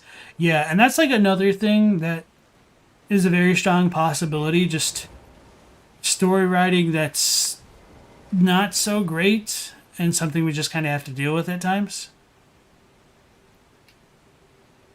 Which is a little bit sacrilegious, as I've said. Am I like supposed to look down for the Starry Night Sky?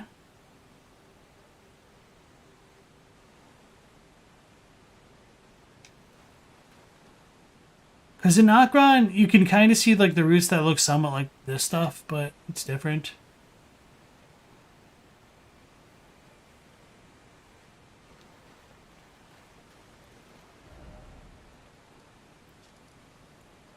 No, we'll do roundtable hold afterward because we're going to get a new remembrance.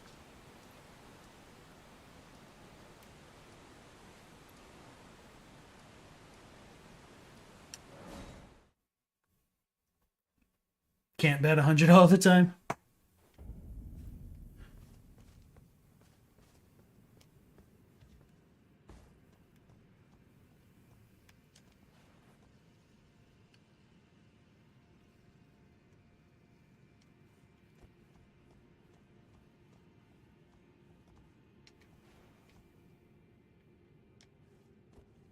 I wonder if it was by the coffin that we came in on.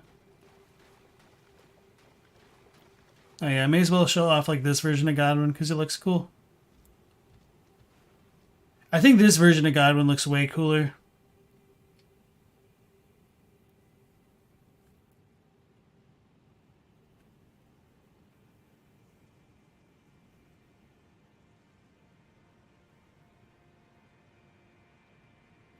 Okay. So yeah, as we come in through here, we see a bunch of Deathroot kind of growing out of this area. Godwyn himself is actually impaled. Well, not really impaled, but he has a gigantic stem of Deathroot coming out of him. And I like this version a bit better because it's a lot easier to look at the gigantic eyes coming out of it. And as somebody was asking a couple tens of minutes ago at this point, they asked if there were multiple kinds of roots in the Deeproot depths, and I said yes, sort of. And the reason why I said sort of is because I know some people will like ask about those roots out in the distance, and those might belong to a different tree or whatnot, but I think they're just kind of like the network of the Erd trees throughout the world. And I think this one right here is probably supposed to be like the golden Erd tree. But the reason why I say there's a different root is because we've got the death root right there. It's like kind of growing into the wall of this gigantic pillar of a root, which is probably like the trunk of the Erd tree. Because we do have the Deeproot depths map description talking about that, where the roots of the Great Tree were once linked to the Erd tree, or so they say, which definitely makes them sound like different trees. But like I said before in a couple of my videos, I think now the Erd tree is tilted because it's no longer anchored to its roots because it got disconnected in the wake of the shattering. But to be fair, that is just kind of my opinion, trying to make sense of the stuff that I've seen throughout the text. So there is probably room to debate that, but that's kind of more or less where I am in terms of like analyzing things.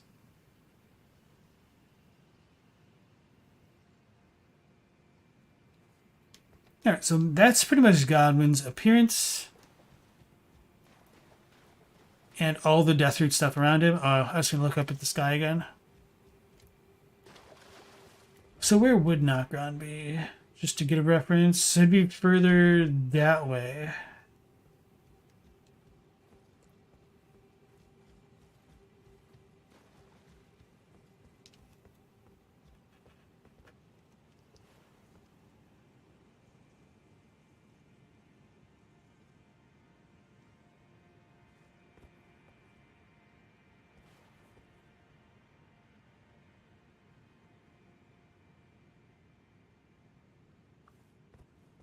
Yeah, guys, I'm not seeing it. I'll go back to the waterfall real quick just to see if it is different.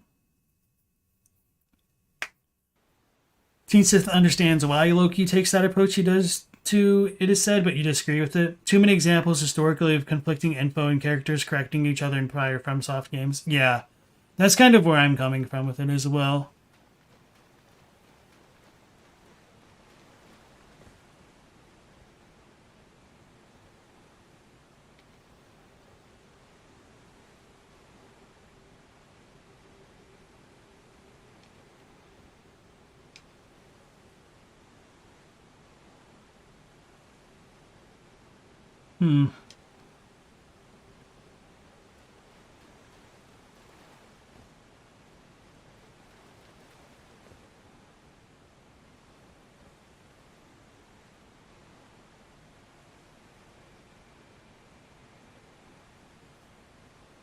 Yeah, Skeptical, when we did all of Jerren's quest, I made sure to go out of my way to do that stuff to initiate EG's special dialogue about Jerren.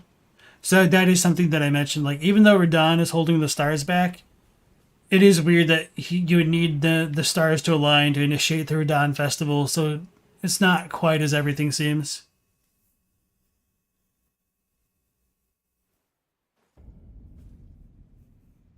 Something Molotov cocktails in Bloodborne or the Braille tomes in DS3. I mean, that stuff's just like localization. Like, I don't blame them for saying Molotov cocktail. Like, I didn't even realize it's named after an actual historic figure until, like, having to look into this stuff super deeply.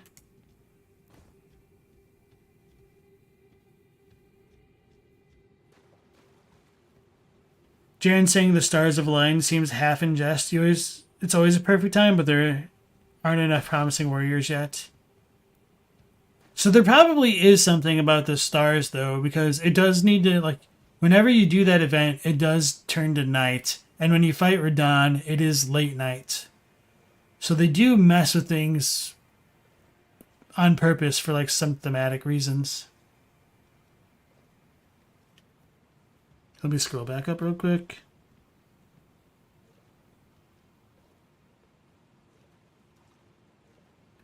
The imagery for Godwyn is crazy. You don't get it all. So Godwyn could be modeled on a mermaid because it was believed that mermaids didn't have souls. So that could be one thing to it. Also, I mean, George R. R. Martin wrote the game, so maybe it's just his fancy with mermaids, right? That giant thing isn't Deathroot, that's just a minor Erdtree that goes directly to the overworld near the Altus Deathbird. It is Death-blighted, though. The one with, like, the Fia's champions, you're talking about this route over here? Because this one is definitely 100,000% Deathroot. Because it has the eyes.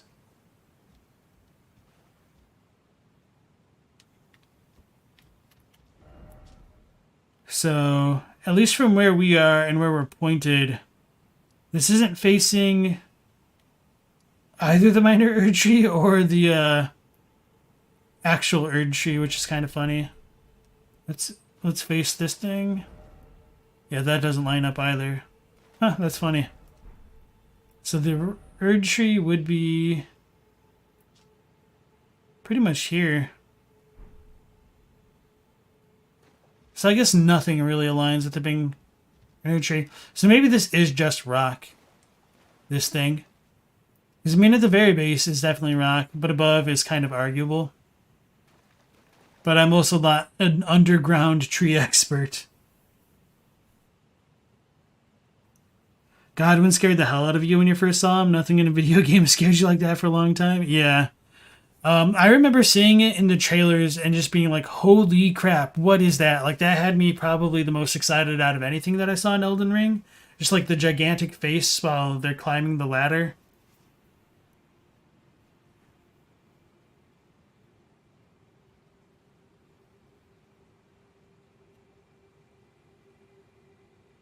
Ludwig saying Spartans is off, though. Yeah, I would agree with that. Yeah, no problem, Skeptical Bucket, man. You're welcome. Jerren's story takes all day and lots of the night, then Radahn fight seems to start in the day, but it becomes night by the time he does the meteorite move. Well, if you open up your menu, it does get set into, like, night as soon as you begin the Radahn thing. I think it becomes late night when you go down there. But the sky is definitely a hell of a lot more red then. You might also be able to, like, chalk it up to a kind of pseudo-liminal space, the same way that Renala/Rani creates a liminal space pool of water with the moon, and or how Rykard creates a kind of liminal space in his fight. He is champion? So this dude has a Banished Knight helm on. What armor is that? Oh yeah, so for anybody who doesn't know, in like the retail builds of the game, these things are dudes that have been embraced by Fia, essentially. So to like save a copy of her character as you talk to her. And that's what these guys are. But if you're offline, it will have like what are they called? Pre-made, preset characters to fight.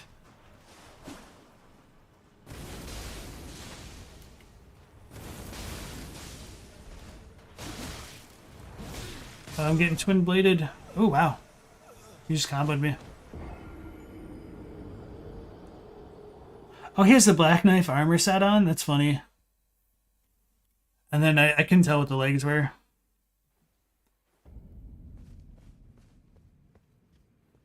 You wonder why Radon isn't holding the day-night cycle in place?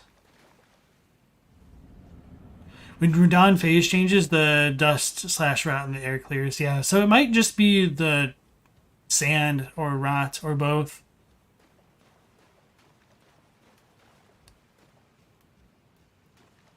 I wouldn't say this is the stump of the mountaintops because it's still pretty far away.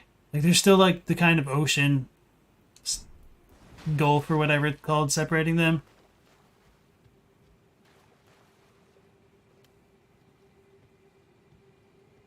No spell happens to make a pocket dimension like Renala Phase 2 or Elden Beast either. It's when he would jump up off of Leonard and go into the sky. Well, I guess he's still on Leonard. When he jumps up into the sky and becomes like a meteor, that could be part of the spell. Yeah, and as Teen Sith says, rule of cool. That's always the rule.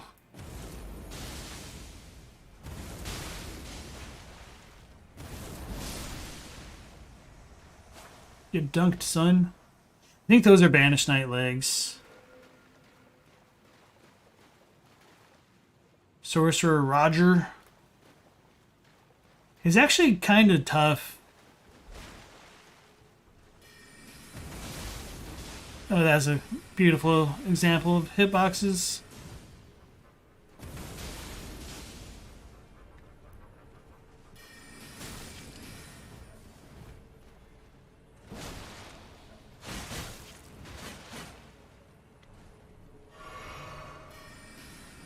Talk about those who live in death, right?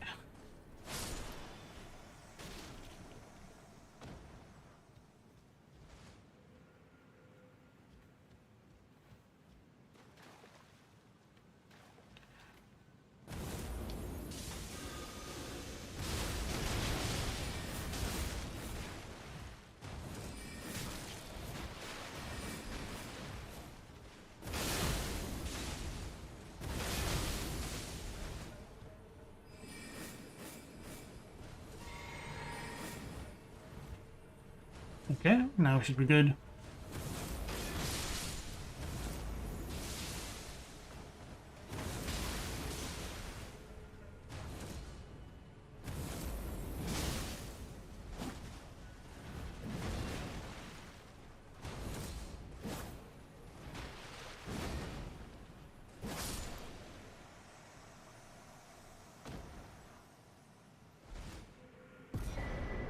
Prince of Death's Blessing.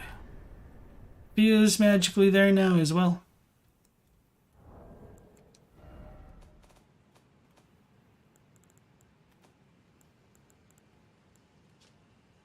Create mist that deals instant death status effect.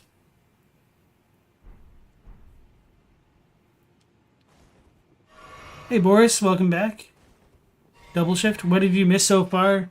So we finished off Sellen and Jerren's quests and just came down to Deeproot depths, and I've just been talking a lot about like the Night of the Black Knives and stuff like that.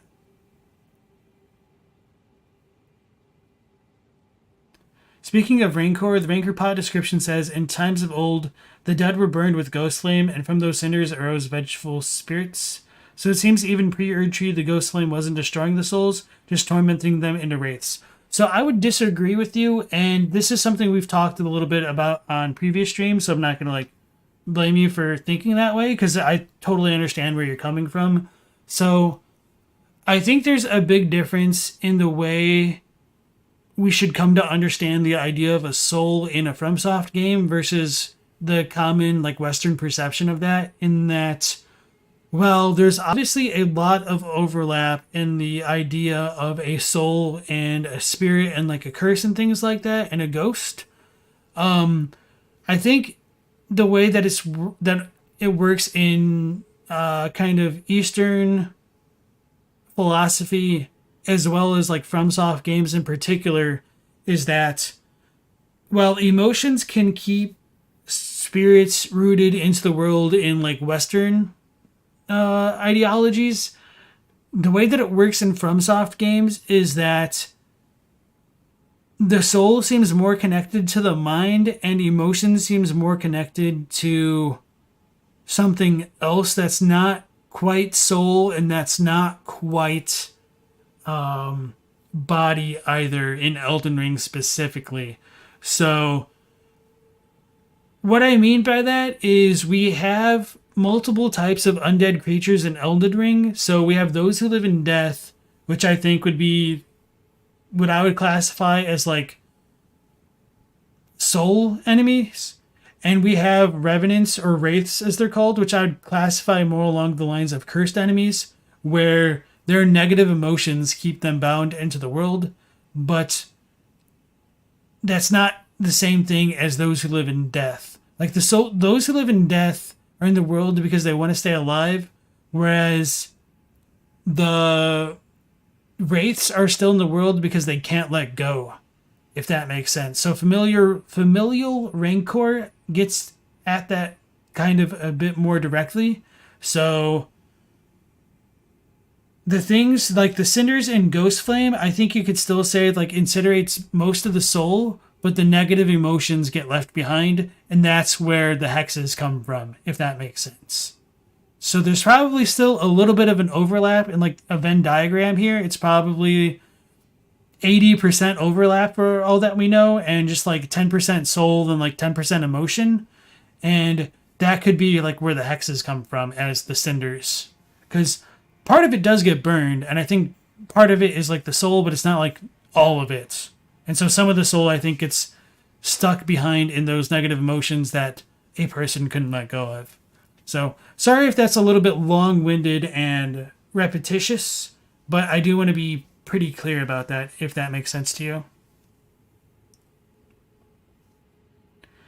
Ricard's Rancor, another Rancor spell, implies that the spirits are literally the souls of the eaten people, not just emotional debris. You don't think these are Ringu ghosts here? So with that, in Ricard specifically, I do think Ricard's versions of hexes would be different, because that would have happened during the time after the Golden Order came into fruition and the nature of death changed. So I don't, and you know, this is my headcanon, I could be wrong. I don't think Ricard's hexes that combine lava and fire could have worked in the previous eras, but we don't know that for sure. That's just kind of what I'm thinking about. We don't have a crossover for humanity in Elden Ring yet. Oh, you mean like the Dark Souls item? I read that literally at first. What about the Headless Knights or the Mausoleum Knights? So that's another good question. So technically those are spirits and souls. So I don't think their emotions are keeping them into the world, and I don't exactly understand them fully. Like, they're not curse type enemies. Their spirits are left behind. But are they mindless? Maybe. It's a little bit weird because they did cut off their heads. Teensis says, you think there's potential for an argument that Godwyn is based on Osiris? The basic story beats hold up more than passing scrutiny. That's kind of the funny thing. Like, you could say that probably about like a lot of myths, because if we just combine like all the myths that people will talk about in chat over the course of the playthrough, we've got Marika being related to like the Norse gods. We have Godwyn being related to like mermaids and Osiris. Maybe even Set. I don't know. So I think a lot of people can just get out of it what they put into it.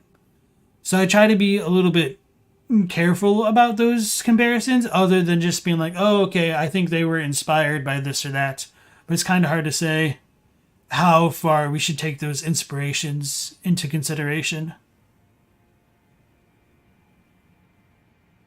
Rykard rediscovered the Gelmir hexes, so they would have existed before him. If I remember correctly, it says something like he found them and then he modified them. Let me double check.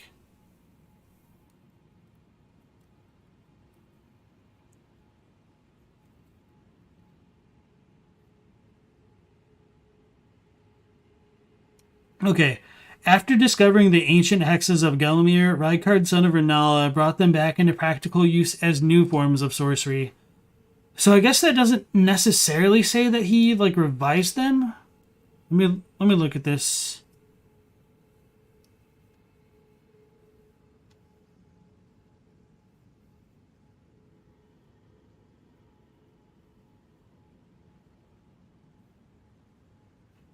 Huh.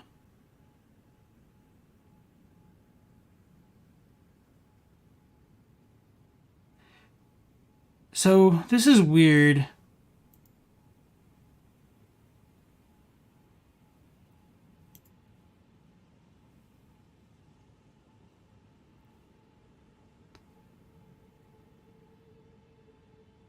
Trying to...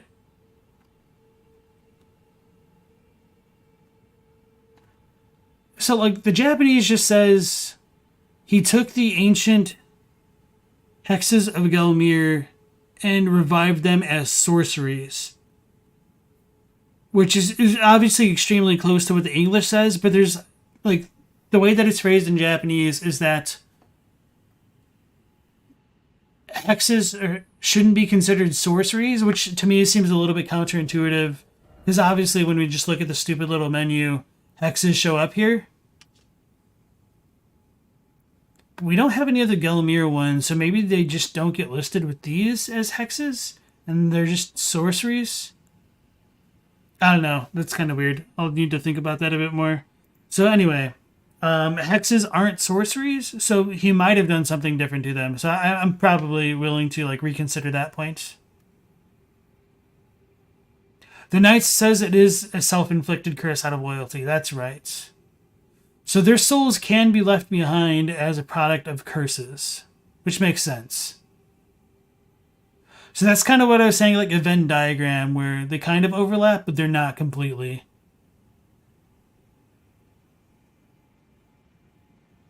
Yeah, we need the Londor themed DLC.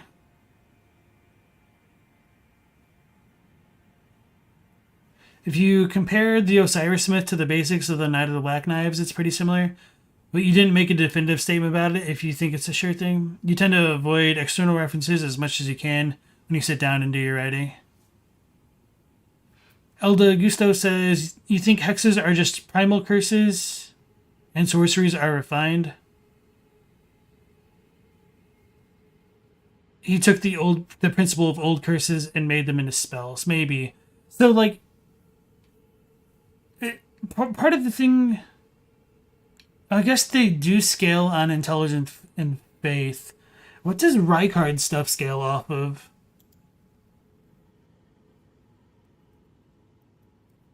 I'm going to look this up, because if it's just intelligence, that'd be kind of cool. No, intelligence and faith for Gelmir's Fury. I don't know. Anyway, it's not like that important. I'll like think about that more a bit later. Have I killed Snakey on previous stream? No, not yet. Calvin Williams, welcome in. The Gelmir sorcery scale with faith, you think, or at least the main snake staff? Yeah, both intelligence and faith.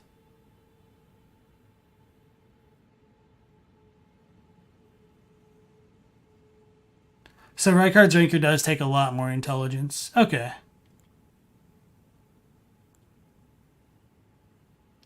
A hex could be as simple as someone cursing you as they die. Like in myths, you don't even need to be a magician to always curse someone. Yeah, and that's another thing as well. Like, you can curse other things. You can potentially curse yourself with the way that the Mausoleum Knights did it, and that could keep their spirits in, because, like, the reason they would need to curse themselves is so that their spirits didn't leave. Like, they wanted their spirits to stay behind to protect their lord. So it's a little bit weird that they just didn't stay alive to do it. I mean, obviously following somebody's lord in death is more of a thematic theme. It's just, they could have done it while alive. I guess it's not as cool and doesn't show their devotion nearly as much that way, though. Alright. Be a time. And thank you all for those really good questions. This has been a bit of an intense stream on my end.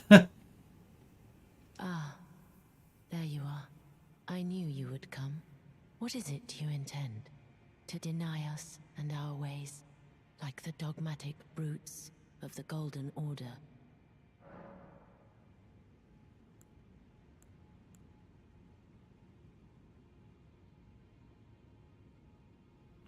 I don't remember if you can change your mind with this, so I'm just going to play it safe, because normally I'll just do the other dialogue to show it off. I'm pretty sure you can be fine, but I just don't want to risk it at this point. You are an odd one. I am the guardian of those who live in death. They call me a foul and rotten witch. Yet you still wish to be held by me?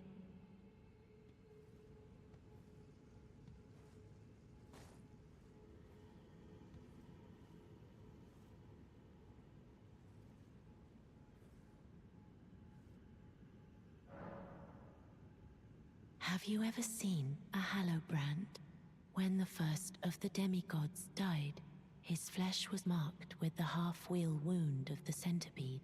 Godwyn's Hallowbrand has since been recovered at the Round Table Hold. But there is another Hallowbrand out there somewhere, and I must find it before the time comes we receive our Lord. When Godwyn died, a Hallowbrand scored his flesh, but another exists. Another mark in the shape of the half-wheel wound of the centipede, and I must find it before the time comes we receive our Lord. My hands will be dirtied once more by the deed. Will you still let me hold you, even then?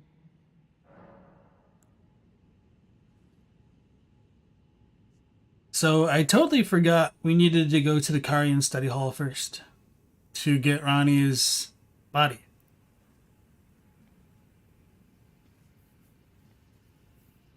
Alright, so with that out of the way, let's go on over there and deal with the super annoying Miriam. Although we're leveled up, so she's probably not as super annoying. And we also have the Hoarfrost Stomp abuse to work with.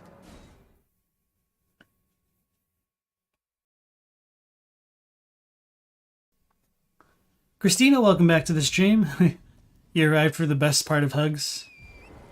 And also me totally screwing up the tempo of her quest. Where are we going? Oh yeah. Is Fia holding purely platonic? People might think it vulgar since she's manipulating life.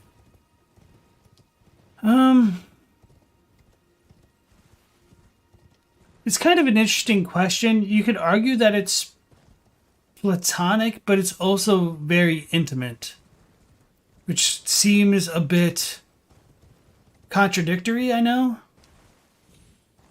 But at the very least, I would say that it's not as sexual as people tend to make it to be, I think. And it is a bit more pure in that she's doing it for more altruistic reasons than what people might initially expect. Hugs from Necromommy. Platonic probably doesn't mean anything in the Elden Ring world. Hot take, but the Duskborn ending is the worst ending for the world and Fia. Worse than Dungy. That is an interesting hot take. I think you might be right, though. I mean, I don't think it would be worse than, like, Dung Eater or maybe arguably, like, Frenzied Flame. But it definitely seems a little bit problematic if it just keeps everybody dead indefinitely. But that might also just tie into, like, people not wanting to die. So maybe if they're finally willing to let go, they could still find peace. So just, you know, attain nirvana to escape the cycle? I don't know.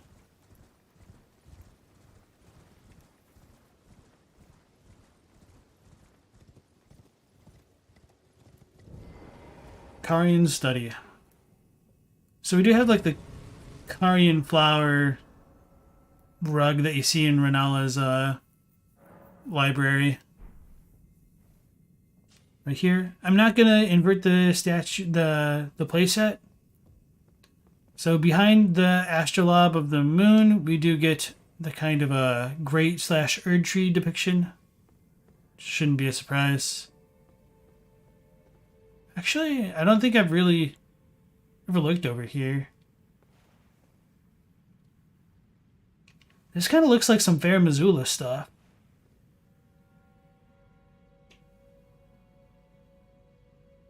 We got our Sword Saint statue, not Yishin. For her, it's a ritual and a calling. She wouldn't think of it as platonic or intimate. Fee is naked with a naked corpse in the game's intro, so it doesn't seem like this stuff stops at hugging. So I think there is more to it. And she is sharing the dude's warmth. So it might be easier for her to take in that warmth if there's less barriers in the way of that. But yeah, I would definitely agree that that depiction there does not do a whole lot to help out her public image. Hey you, welcome back in. Speaking of spirits, what's the deal with Shabriri? The dude likes to have a little bit of fun from time to time.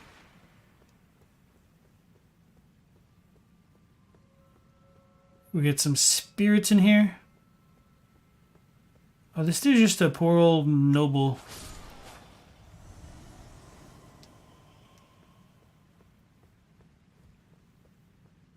Yeah, situationships as the kids are calling it. Oh no. Yeah, you run away.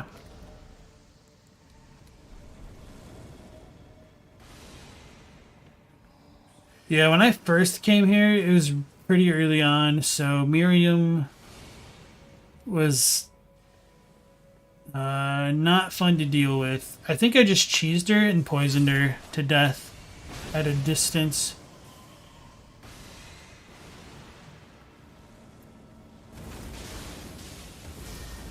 Damn it. I knew I should have hit her before doing that. Yeah, I'm interested to look at all the stuff in here because I don't think I've ever really done that with the free cam, ever since I beat the game.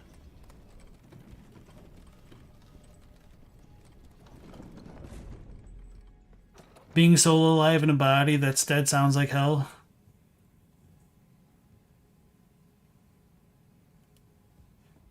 Katie's headcanon is they wanted to make hugging into you-know-what, but Bandai Namco didn't let them.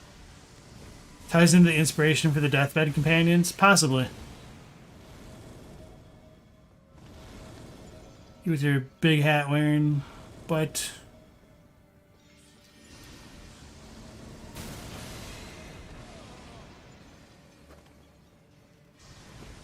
Wait, I'm a caster too. Mm-hmm.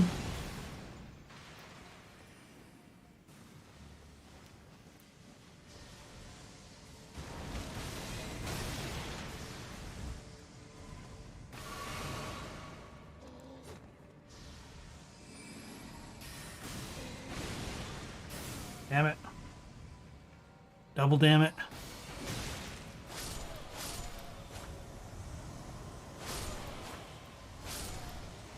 Oh yeah, so the weird thing about these blue types of spirits is they typically bleed and can get hit by bewitching branches, whereas the other kinds of spirits don't. This jerk. That does no damage for as much FP as it costs.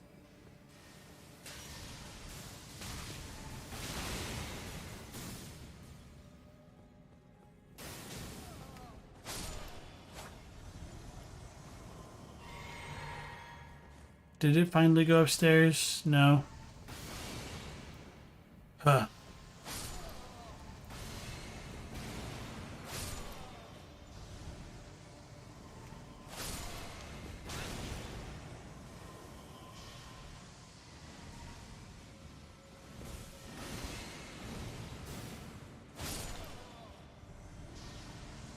Miriam, please.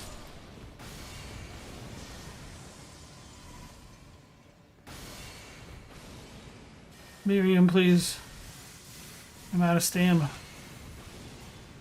This is the worst. This is the worst.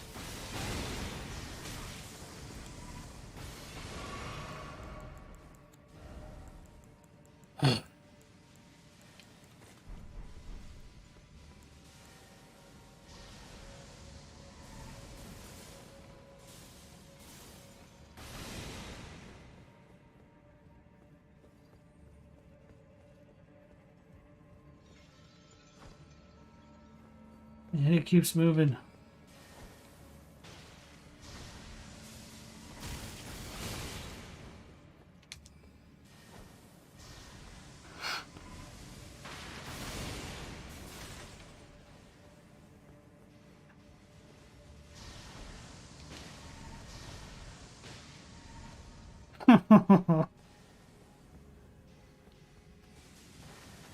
Please.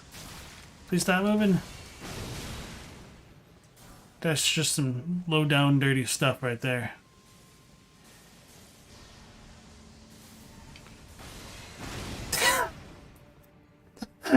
Why? Could you imagine being like level 30 trying to deal with this?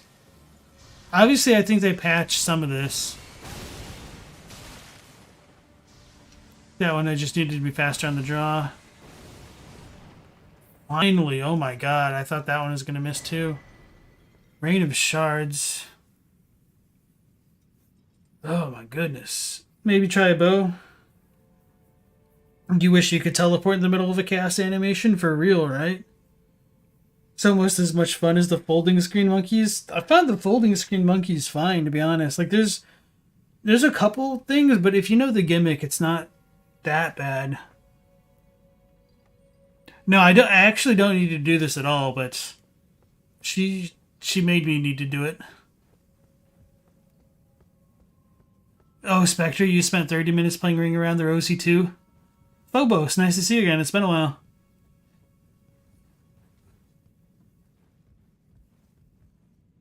You like the idea of having specific bosses and mini-bosses, or to have like specific builds for them? If they'd actually have implemented them on purpose. Yeah, I like the Rykard fight, but I feel like it's more of a bigger check than anything. I say that, but of course, like, somebody's had to have come up with like the no-hit strat for him. I just don't know how the hell you're supposed to actually dodge the spam in a second phase.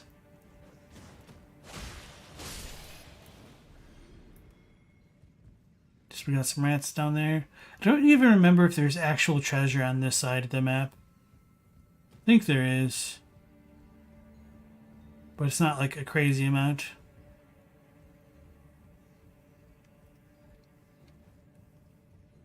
You never understood the monkeys gimmick? You've been lurking? How's the playthrough going? It's going pretty well. Slow but steady progress. Talking about a lot of lore. It was a good time. So yeah, the monkeys, at least they tell you kind of what to do. Although there's the one monkey that's invisible. So you're not supposed to like do anything.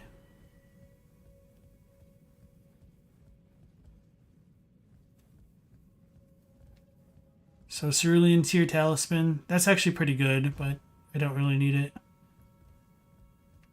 Thought those dudes down there were Crystallians for a second. I was like, what the hell? We could also jump on those chandeliers, but I don't think there's any treasure on them, so I'm not going to worry about it.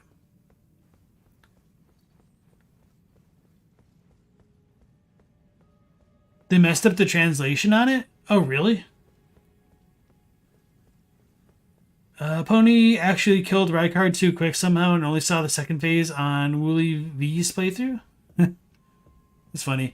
Yeah, Rykard can be killed. I didn't realize that upgrading its weapon would actually deal more damage to Rykard. I thought it was just more of a full-on gimmick weapon.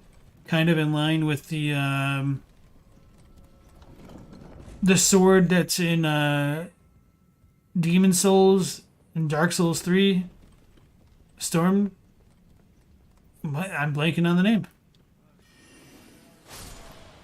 Stormcaller's greatsword? That doesn't sound right.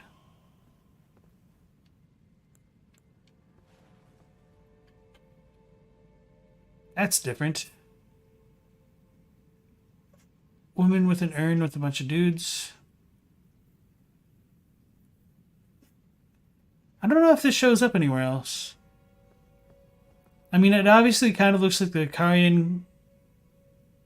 Oh no, I think this shows up in Ray Lucaria, where the Alabaster Lord is. So we got the Karian banner? No, this is just the carpet. Divine Tower boys.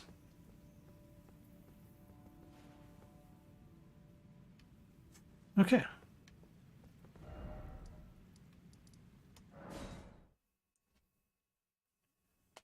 The Japanese name was along the lines of Seeing Monkey, Hearing Monkey, Speaking Money, or the extra comma was a hint. Okay. Storm Ruler, thank you guys. Yeah, so I didn't realize the right guard spear could actually be leveled up to great effect.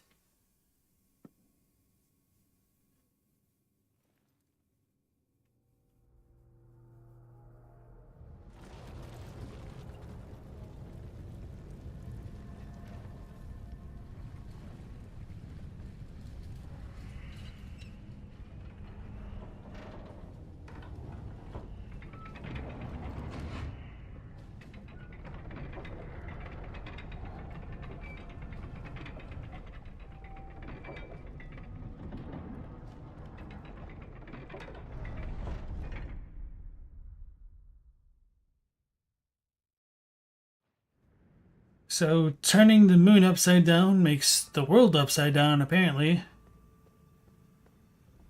Yeah, and myself and many others have wondered whether or not the buildings in Nokron and whatnot were put that way because they could be traversed while upside down. Hey, look, it's Miriam. Hopefully she falls off the edge. But she's not, because she's a big fat jerk. Actually, I wonder if I could do... Wait, what do I need for that? I need more faith. I need to equip the talisman.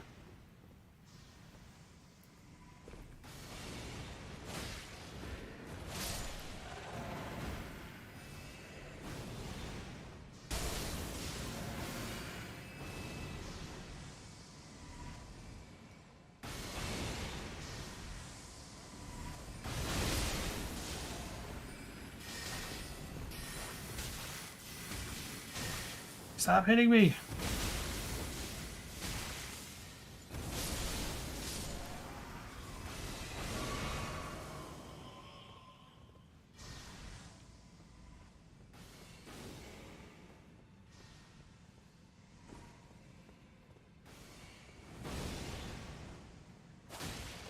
So we do have the finger creepers again, which could be a result of Rykard.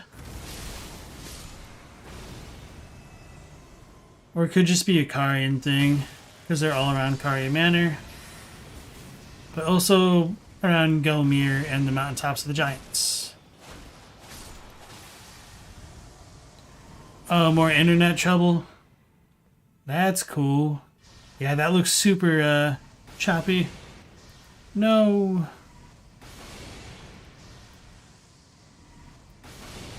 Looks super delayed on my end, too. Holy crap. One second, let's try to see how bad that is. It's pretty bad.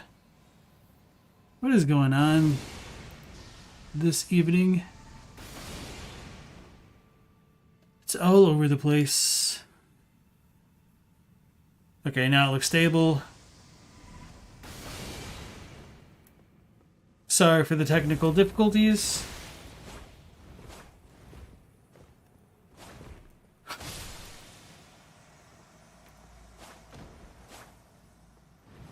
The one thing that I do miss about Bloodborne is just being able to completely wail on things that are already dead. Just, you know, for added effect.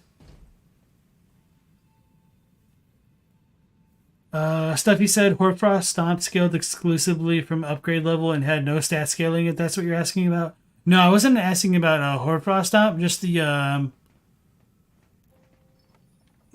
spear that you use in the Rykard fight.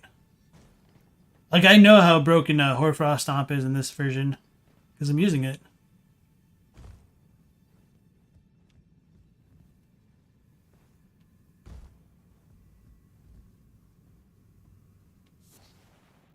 Wasn't this spell super busted on release? Oh, Hoardfrost? Or what Miriam was using?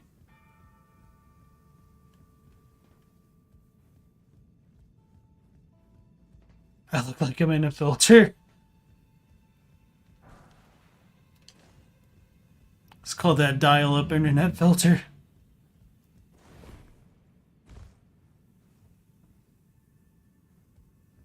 On your first playthrough, you had to look up what to do for this fight. You killed him with normal weapons, got to the second phase with normal weapons.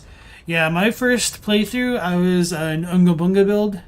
So, Unga Bunga had a lot of issues dealing with brain cell owning Miriam. Oh yeah. Hoardfrost Stomp is ridiculously OP in this version of the game, Phobos. You'll see it in just a moment here. Wait, no, you won't. I take it back.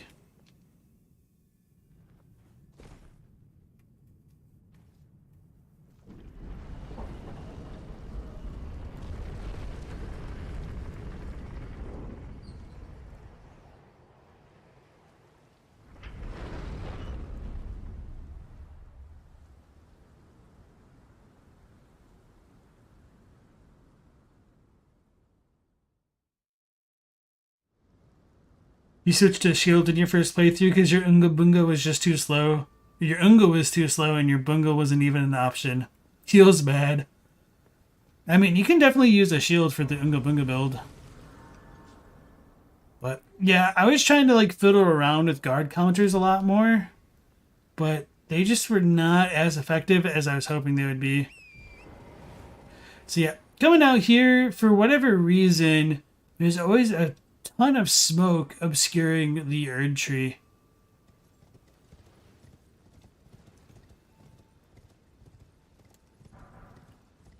Rune fragments.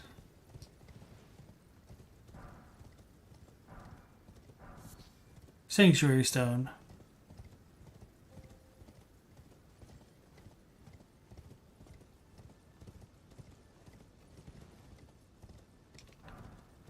Remember how I said you'd be able to see Hoarfrost Stomp? And then I was like, oh wait, no you won't. That's right. It's because there is no Godskin Noble here. Int is just blue dex. Kinda not wrong, depending on how you do it. Divine Tower of Lernia.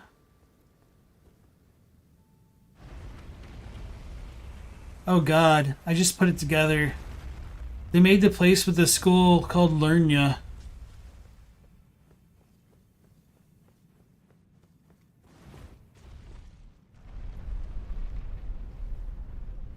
You just saw A in strength and thought to yourself, I'm no barbarian, I don't use no strength, I'm civilized.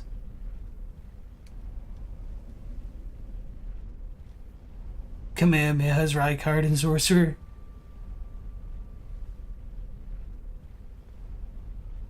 Yeah, it's truly a shame that you get the Kamehameha as an int user, and you don't even get the Spirit Bomb as a faith user.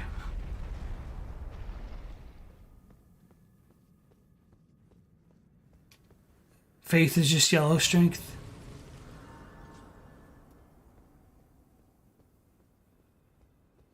Nah, faith is yellow because it's a representative of copium for not being something else.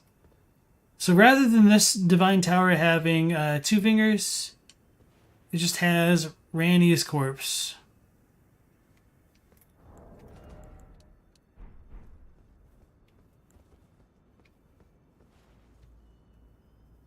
I really like this detail because on her back you can see the kind of curse mark of death etched into her. Similarly to how it was branded into Godwyn. With it being in the back, it almost seems as though she was also stabbed in the back. Was she betrayed? It wouldn't seem like she should have been, but maybe it was all according to Keikaku. Translator note, Keikaku means plan. So, Ranni is another redheaded stepchild of Marika, a little bit in a literal sense. She has these kind of witch's robes on, which are burnt and charred, big surprise. And she has a purplish kind of necklace as well as a bracelet. So, not too much to say about her appearance.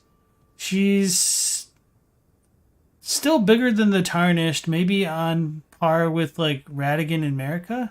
Actually, let's try to use an emote.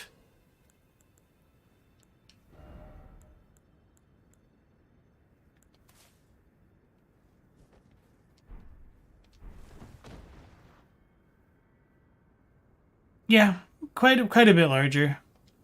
And I know Sinister's John Bully wonders if the Empyreans themselves are made to have stone skin, because Marika has kind of stone skin, and when we see Ronnie, it almost looks like she does as well. I don't entirely know what to make of that, but I think it's interesting enough to be worth sharing. It could also just be a relic of her being charred and burned to ash, essentially. Curse Mark of Death, and the Stargazer Heirloom. Let's check out the heirloom first.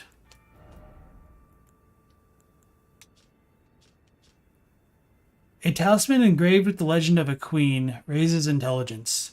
The young astrologer gazed at the night sky as she walked. She had always chased the stars every step of her journey, and then she met the full moon, and then the astrologer became a queen.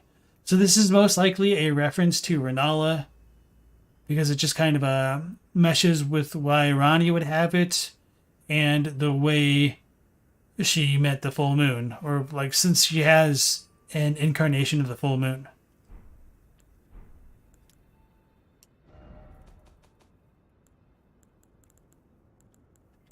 Curse Mark of Death, centipede scar mark carved on the Prince of Death. The centipede scar stigmata curved on the Prince of Death, sought by Phia, Phia. So yeah, as far as the term stigmata goes, it comes from Jukon in Japanese, the Ju meaning curse, like in Jutsu, like Jujutsu Kaisen, and Kon is like another way to say curse, or not curse, sorry, another way to say scar. So Seikon is holy scar and means stigmata in the sense of like the Jesus story with, you know, him being crucified and having the wounds there. So that's kind of where they came up with that idea of stigmata. Just instead of like holy scar, it's cursed scar.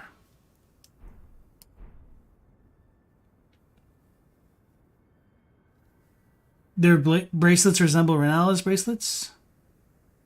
Ronnie's wearing Liurnian robes along with the scholar hood like Renala. Yeah. I was just saying which generically. Are those bracelets similar to Godwyn's? I don't think so. We could look at those in just a moment.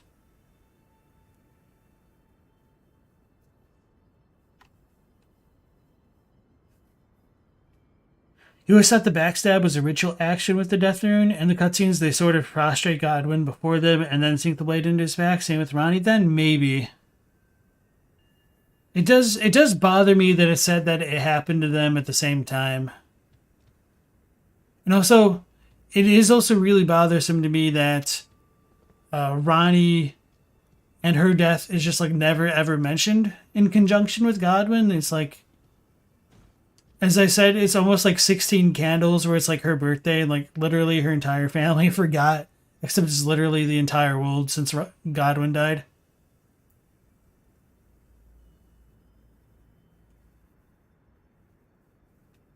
Yeah, I don't know how much I believe the game's intro as much as a storytelling device as rather than like a literal depiction of the events of the game.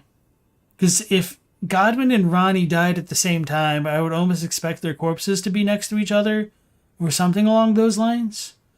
Unless, like, they're telepathically linked somehow.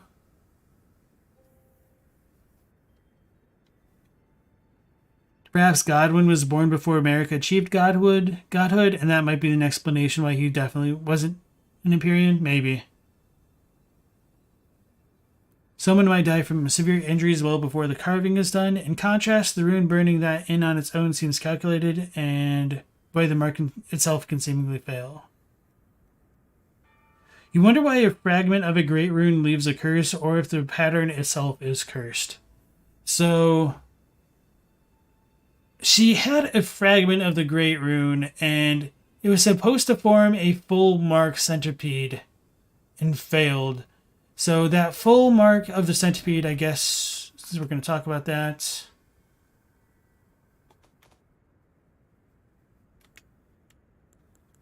Rather than being like this half wheel of the Curse Mark of Death, it might have meant to be closed, like you would see on the Fia's Death Mist spell, or Prince's Death Mist spell in this version of the game.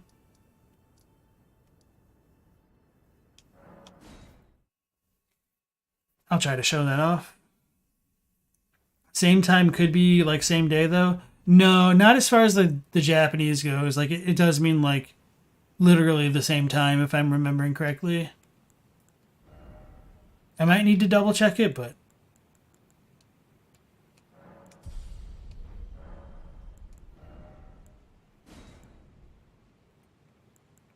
oh, this is interesting. There isn't an extra menu to like scroll between sorceries and incantations. I need more faith.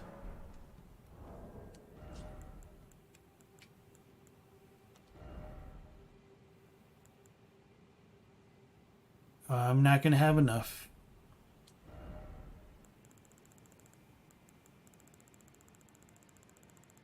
Yeah, and I don't think I have any other items to increase it. Yep, nope. So I can't use that one. Do I have any of the other sorceries? Hexes?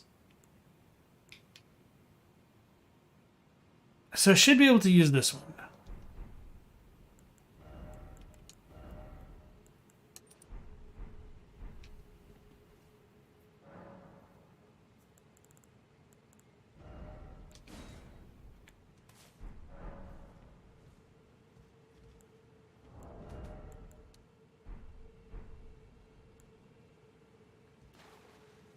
Alright, so that's kind of a full circle. Where, like, the mouth of the thing will go to the tail, or vice versa. The tail is, like, almost touching the mouth. Versus this thing, which is, like, half open.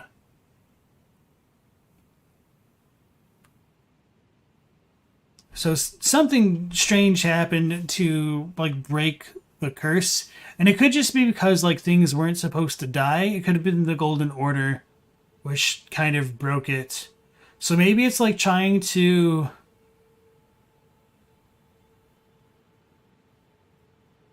use a screwdriver on a screw that's already been stripped, or using the wrong key on a lock and still opening and like forcing open the door anyway, that the key is likely to chip in the process. I don't know. It's a weird analogy, maybe. Katie says it's also similar to the Deathbird sigil, which further implies that Ranni's in cahoots with the Otter Gods. Fair enough. You assume same time was just a weird archaic way of saying on the same day or coordinated, since you know synced watches weren't a thing. Ouroboros, yeah, that's another thing that it looks like. And I think the fact that it looks like an Ouroboros is meant to show that, like, within life there is death, or, like, within death you can get life. Because it's eating itself, it represents the cycle of life and death.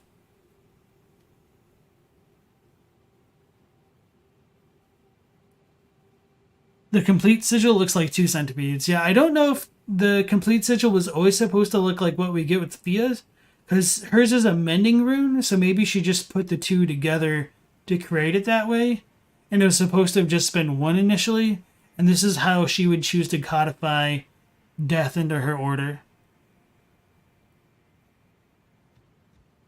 No, Fia's Death Mist looks the same, except it's like tan and stuff. Tan and gray.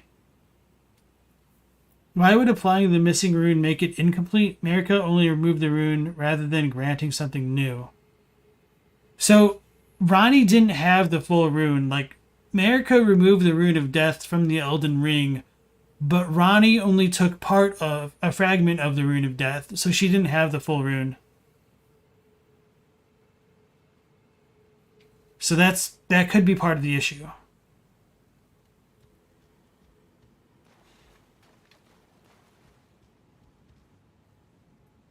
Alright, so now that we have both sides of this, well, the other half rather,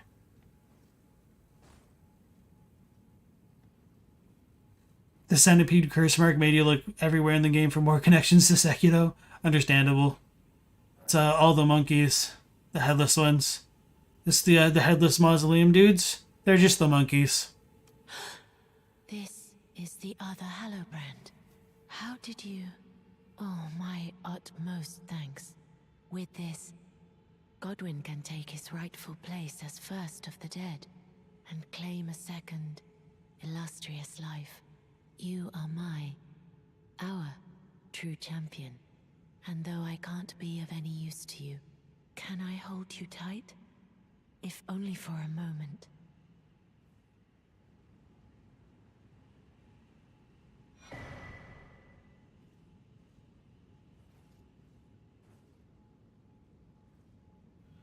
So we finally get the Radiant Baldigan's Blessing. Let's check that one out.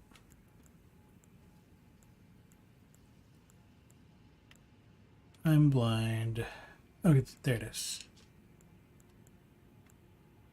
So in this one, remember, it's a little bit different. It talks about the seductive light of the firefly. Death is only peace, pain is but a promise. That's different as well. Whereas the retail is more like, in death there can be no sensation. Radiant Baldigan's Blessing. Protection of a hidden temple in the guise of a bedchamber. This blessing is of the utmost rarity. Use FP to temporarily raise poise. The effect lasts longer than a mere favor. It's said a deathbed companion will only produce a blessing of this kind for a champion but once in her entire life. The soul blessing, which she imbues with her own volition. So this last little line there of her blessing be imbued with her own volition. Volition is just another term for will. So it seems like this is Fia's own will being used for the blessing rather than taking somebody else's will and just kind of recycling it into a blessing for that person. So this is kind of a much more precious gift because it's infused with a bit of herself, is the way that I read this.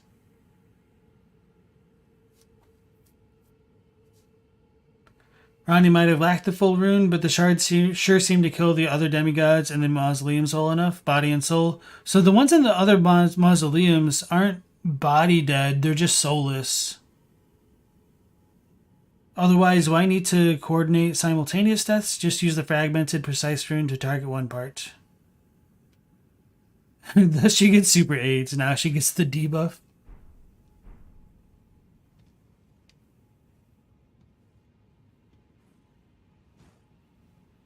It's a little bit annoying that they made you unhug her to hug again. I will soon lay with Godwyn, and it will surely stir within me the new life of the Golden Prince, and first dead of the demigods, as the rune of those who live in death. Please, do one thing for me. Brandish this child, my rune, and take for yourself the throne. Stay the persecution of those who live in death by becoming our Elden Lord. I don't think the bodies are dead in body as well. That's kind of repetitive. Because you can use those bodies to gain remembrances, I think you can twist what's in them into a different shape. And that might be why you can clone remembrances at all. So she talks about giving Godwyn a second life in her rune, and when she dies, she'll produce her rune. I'll talk a little bit more about that. I kind of got distracted. I will soon lay with Godwyn to conceive my child, the rune. Brandish my rune, and take for yourself the throne. Stay the persecution of those who live in death by becoming our Elden Lord. Was Ranni aware of the consequences of half killing Godwyn and making the curse mark? We don't know, unfortunately. it'd be nice to say that we did, because I mean, she obviously went through some extreme means to get the black knives to use it against Godwyn. So to a certain extent, she must have, but she probably didn't know like what the actual consequences of those were.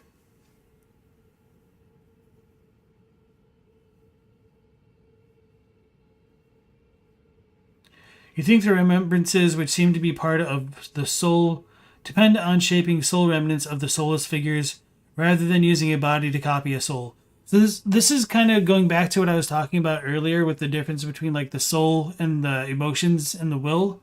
So I think gold and stuff is will based and souls are like mind based essentially. And so the soulless demigods don't have any mind, but they just have enough willpower that it can be molded into something that is different than something else. So this might be an analogy that I might need to think about a bit more, but maybe the soul, for all intents and purposes, acts as kind of a literal mold, and if you have enough gold stuff to fill into that mold, you can create like a person. But it might be possible that the soulless demigods and the wandering mausoleums might not have that soul to act as a mold, so their will can take any form. So that's why it can be like reshaped into remembrance.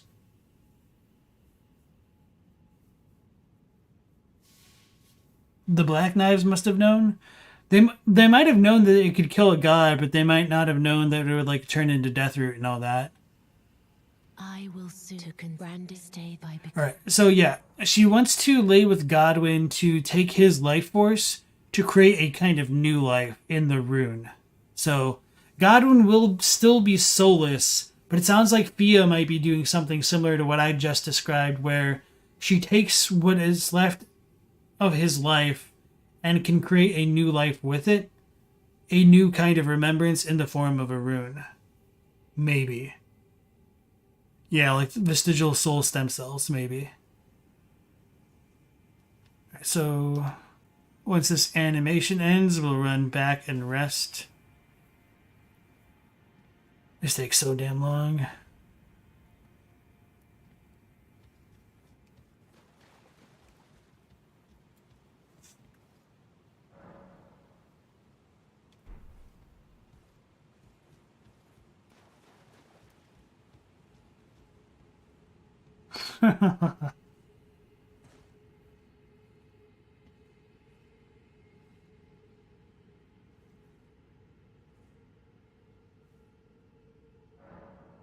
This is goodbye, my dear, but I am satisfied. I choose to lie with Godwyn of my own will, not the remains of one chosen for me, and I will bear a child who will inherit your warmth too. What greater blessing could there be but to be born a deathbed companion? This is goodbye, but I choose, and who will what great. Alright, so we just need to reset the area one more time. Ronnie seems to personally carve a centipede rune in the corpse of her own two fingers, so she seems to not care about what that rune can do.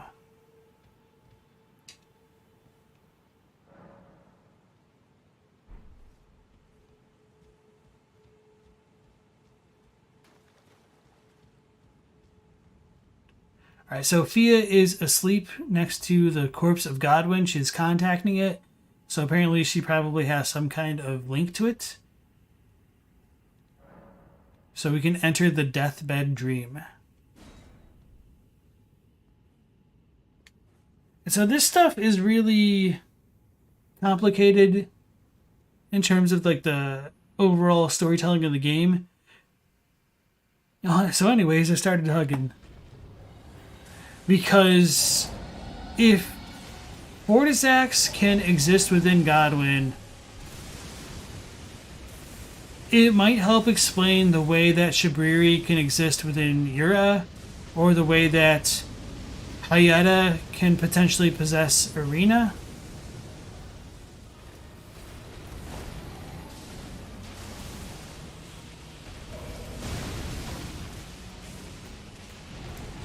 It took me way too long to realize that this little aura comes on you pretty much no matter what. I'm just gonna make this easier, I forget.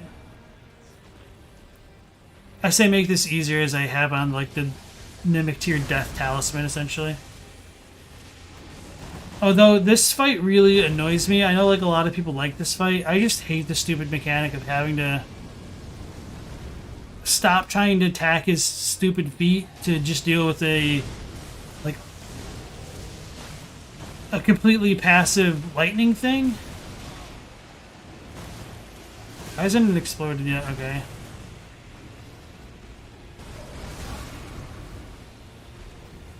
Like, I would rather a dragon actually have a cool attack to attack its feet, like that, rather than just the stupid passive lightning, because it's really not different from any other ancient dragon. And I'm kind of tired of fighting the copy-pasted dragon in a FromSoft game. Obviously that move is cool, like its moves are cool. I'm just kind of over them. Of dragons, that is.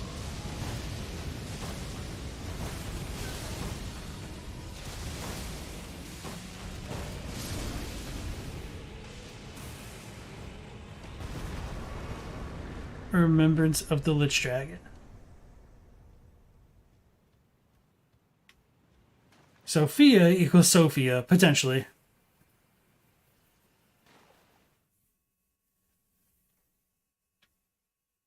Fortisak's fight is basically Fortisax trying to save his friend from being raped, kind of. You missed this boss in your original playthrough? I got him. And he was a little bit annoying for me, because it took me a while to realize that, like, the lightning was coming from his back legs, and he just had to dodge it. Just because, like, so much of the lightning comes off his body, it wasn't super clear to me that it was also landing on me, I guess. It was weird. Do people like the fight, or do they actually like the design? I feel like it's the latter. You don't like any of the dragon fights, to be honest? The spectacle is crazy, but they can get old real fast. Not enough mechanical variation despite a lot of visual variation. Yeah, I would agree with that. At least the reward's good? True. Yeah, the ancient dragons don't really feel any more compelling to me than like the drakes that you'd get even in like Dark Souls 1 to a certain extent. Or like Calamite even. Like, at least the Asylum Demon was kind of repurposed in a more meaningful way with the Elden avatars. Or Erdtree avatars, rather. But yeah, I'd almost rather fight more Asylum Demons than dragons at this point. Still better than Waterfowl, though.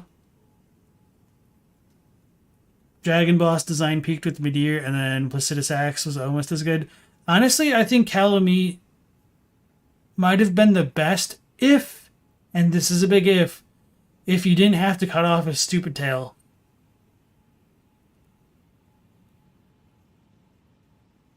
With DS3, at least they were polite about it. When the final DLC came out, everyone was just talking about Midir. Standing under the Ancient Dragon works too well, and the dragons will also slowly walk up to you for ages instead of doing a tackle, fast breath, or so on. They feel awkward. Yeah, I feel like dragons should just have like a better grab attack, or just be more airborne, but it would just be god-awful to actually fight a real dragon. So, I think there's only so much they could do, but I feel like they should just like maybe have them like rear up on their back legs and like swipe under them more, or just like take a quick jump back. Like, some of the dragons fights are, like, really good. Like, don't get me wrong, the ancient dragon fights are good. The modern dragon fights are also good with the way they utilize their breath. It's just been done too much. Like, the one where they always jump up in the sky and then land down. The timing is the same as it's always ever been. There's always so many of them. So, the dragons are cool, just a little bit underdone, and they could have used a little bit more variation in their attack types. Because I think if you want to compare like the dragons to like the Lane Dell soldiers, to like the Halig Tree soldiers to the Godric soldiers. I feel like a lot more effort was put into those, to be honest. You can still have nightmares about Calabeat's Tale. Yeah. Blasidisax is a bit different. He still feels very dragony to me. Or just like a very big boy boss. So anyway, Fia has given birth to her rune. I do like how they always stay two-dimensional in relation to the camera. It's kind of funny to me. So yeah, let's pull out our handy-dandy telescope. And this thing is two halves of the centipedes eating each other like a real Ouroboros. Or like the thing in the Neverending Story. Mending Rune of the Death Prince. Fia's hood, robe, and the Prince of Death's pox. So quite a lot of things to go over right now. So we finally got our first Mending Rune. The final rune discovered by Fia, the Death Quilt. That's kind of funny. The final rune discovered by Fia, the Deathbed Companion. This shard is required in order to give the Elden Ring the principles of living and death once it has been repaired. So this obviously did get updated in the retail version of the game. But as far as this goes, we could look at it as being both Fia's life and Godwyn's life being infused in this rune, which I think plays a really big role in trying to explain how willpower is connected to runes and gold and stuff, because she takes our will to create a blessing in the form of the Baldachin blessing, and then she uses her own life, or her own will, her own volition to create the Radiant Baldachin's blessing. And so the way she talks about the way she gestates the Mending Rune, it sounds extremely similar to what she does for her blessings, or like this rune here. So yeah, pretty big stuff there. And I think a lot of it is really subtextual, and it took me a long time to kind of understand it, because the first time I looked at Fia, I was like, oh no, just like another woman whose role is kind of relegated into being like a vessel for somebody else, and just like essentially a baby carrier. But no, I do like Fia's story more now that I've like delved into it and realized like there's more to her than like what meets the eye. Although I do think it is unfortunate that she does kind of have the role of something kind of equivalent to a prostitute in this game. Even if it's not exactly the same, that's what people are going to see.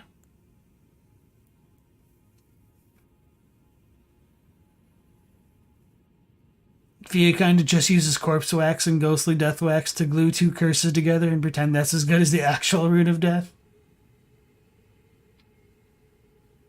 Gaping Dragon's the only dragon you like fighting?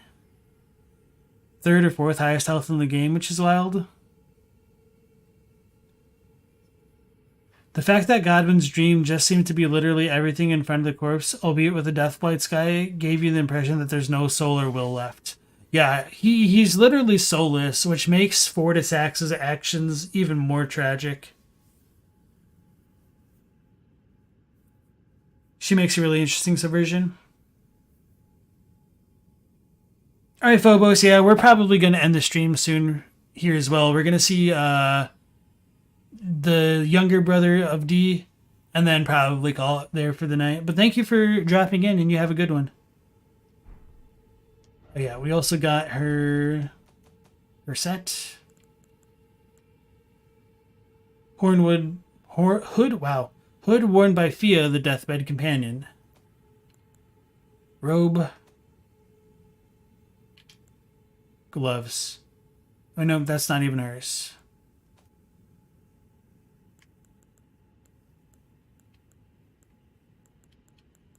Anyway, the Prince of Death pustule. Alright, so that one's the same.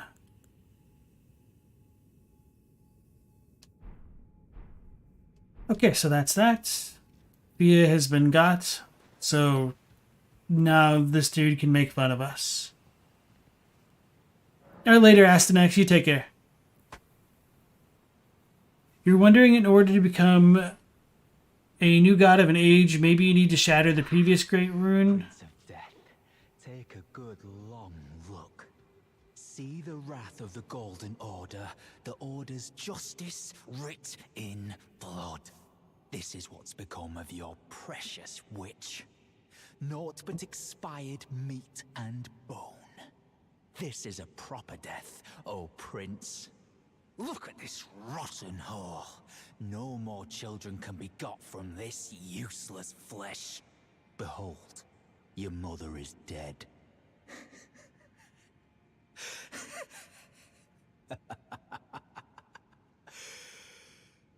This is revenge, you witch, and you ghoul. This is the wrath of D.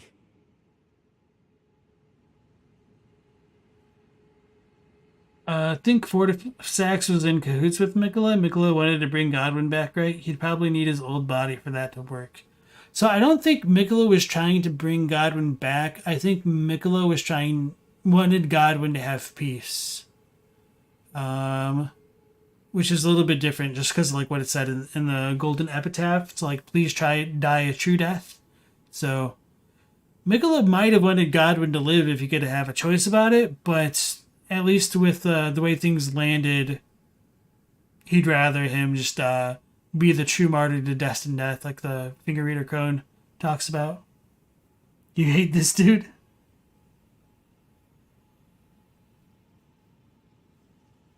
D2's mind is wrecked, but you can see why. Consider the following Hoarfrost Stomp. Yeah, so you can interrupt his dialogue by attacking, and he'll say something different, and all that other stuff. And if you killed D at Summonwater Village, apparently he attacks you here, like, immediately. Hello. The rotten witch is dead. The Golden Order unsullied. Now I can look my brother Darien in the eye.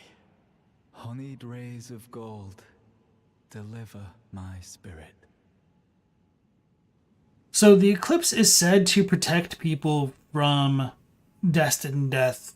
We don't know exactly how true that is, but yeah. They might have been using the eclipse to grant rebirth to things at times. And it might be a reference to Godwyn. We don't really know with the One Ghost dialogue. Maybe they were thinking they could transfer another soul into Godwyn's body. I don't exactly know what to think about it sometimes. Yeah, and speaking of like the eclipse and destined death, it could have also been part of Ronnie's plan to use the eclipse, if it has anything to do with the Dark Moon, to protect her from destined death. So it is possible that Godwyn could represent the soul because he is associated with the Soul Shotel, whatever it's called. So he is kind of associated with the sun in like literally one item, but also golden.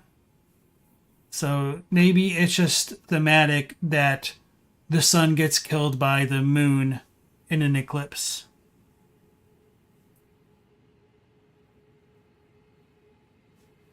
Yeah, and Night Scout brings up a good point that it is possible that Mikola's plans with the Castle Soul Eclipse were to revive the soul enough to make both the body and soul die and try to technically make the Deathblight go away. That could be a possibility as well. The Rancor spirits look like the people in Deathrite Birds too, who are actual people lodged in there and hoping to be reborn, courtesy of the death ritual spirit descriptions. As far as I know, they're not hoping to be reborn. They actually are reborn as the Deathbirds in a certain sense, or they're reborn through them. Whether that means like the Deathbirds come from those things, or that whatever the Deathbirds do give them a kind of rebirth is a little bit ambiguous. Too many unknowns in this game. Darien, now I have no regrets. Honeyed rays of gold, deliver my spirit.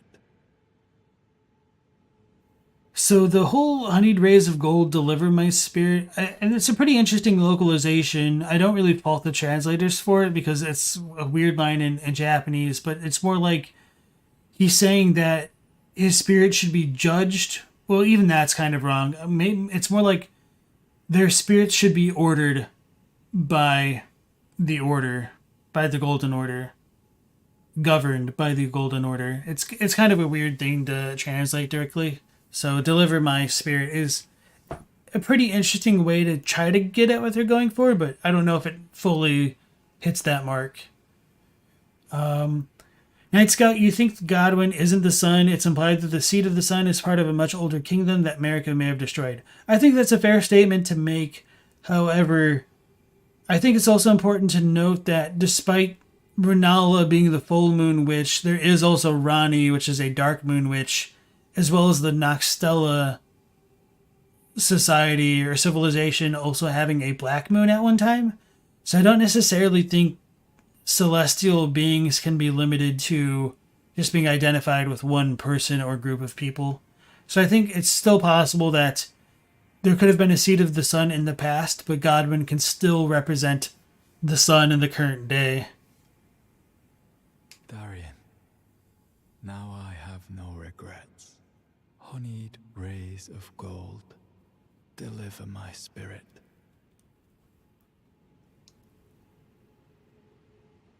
Alright, so this dude is Devin and Darian as the older brother. I'll try to remember that and probably forget it again. So, if we rest now, he will disappear, and I think he either leaves his armor set here or something like that, or he dies at the aqueduct where we first saw him, but we'll get a little bit less lore that way. So let's get back at the way he defiled our quote-unquote mother's corpse. That's kind of funny. What's the meaning of this? Has she bewitched you? Yes. Very well. Then you are a blight.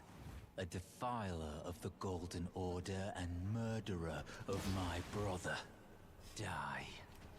Die. Die. I'll grind your corpse into that vile wench's rotting remains. A witch's eternal embrace, just as you wished. I don't remember if that's different or not, but that sounds kind of like a pretty cool insult, not gonna lie.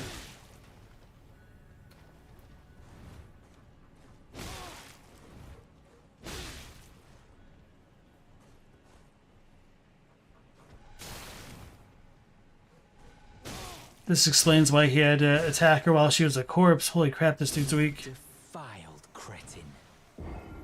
My brother is now avenged.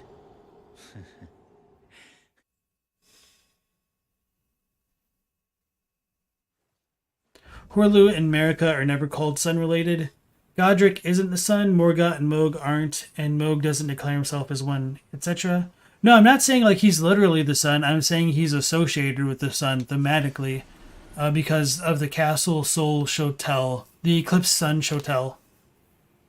So he's at the very least associated with the eclipse, but I think because he is associated with the eclipse, he can be associated with the sun. Very well. Then you are a blight. A defiler of the Golden Order and murderer of my brother. Die. Die. Die. I'll grind your corpse into that vile wench's rotting remains. A witch's eternal embrace, just as you wished.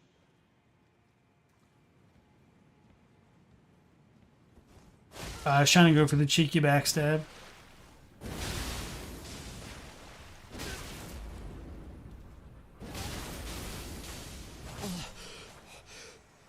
How could this? Forgive me. Darian.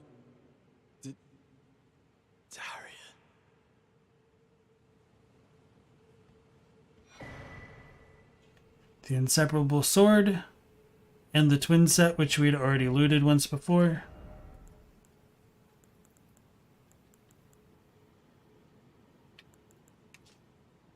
Sword forged by compounding silver and gold, a sacred weapon to hunt those who live in death. The inseparable twins found solace in the Golden Order, the only institution not to revile them as accursed beings. So the idea of melding silver and gold together could potentially explain the union, or not, couldn't explain, it could symbolize the union between Radagon as gold and the Carians as potentially silver, and uniting both kinds of forms of government into something new within the Golden Order. So, I don't think this version of the twin set says anything super... Yeah, okay. Detailed about D. Alright. You always thought D was a conjoined twin, hence why the armor is shaped the way it was. I think it kind of gets at that idea, but it is a little bit different. So I think in retail it says they have 2 minds and 1 body. No, 2 minds, 2 bodies, and 1 soul. We were talking about that with Crunchy in one of the earlier streams where, like, mind, I think, was written as willpower. So they have 2 wills, 2 bodies, and 1 soul. So will could be gold. So they have 2 sets of gold and 1 set of mind and the soul. And that might be why they can tell, like, how 1 dies. But I'll need to, like, look into that a bit more. You know, it's not literally the sun, but even thematically, probably not. The Castle Soul spell seems based on a pagan ritual tied to the locale. Otherwise, why eclipse Godwyn's symbol to save his soul? I think it's more about stopping destined death enough to give him a chance at being reborn, either through the Erd Tree, by, like, allowing his soul to pass on away from his body, or allowing his body to die naturally. It's a little bit weird. I need to think about it a bit more, and I'm a little bit tired right now to answer that, like, super lucidly. So you get for not leveling vigor. The Shotel seems more tied on the eclipsed sigil. You just realized an eclipse is a good figurative imagery for Godwyn? So part of the reason why I would say Godwyn would be the sun is because Ranni is the moon, and if the sun is eclipsed by the moon, it makes more sense that Ranni is the one who's literally hollowing out Godwyn, to me. So I'm willing to fight to argue that Godwyn is symbolized by the sun just by virtue of being called golden and being referenced in the Eclipse Hotel.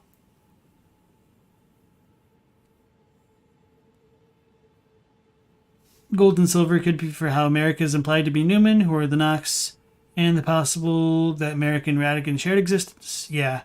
Alright, Stuffy, you take care. I'm also going to be ending the stream here. Night Scout and everybody else who's been commenting, thank you very much. We will continue streaming to later at 10 p.m. Eastern Standard Time, so hopefully you guys will be able to join me then. And if not, take care, and hopefully we'll see you next time. Last Protagonist out.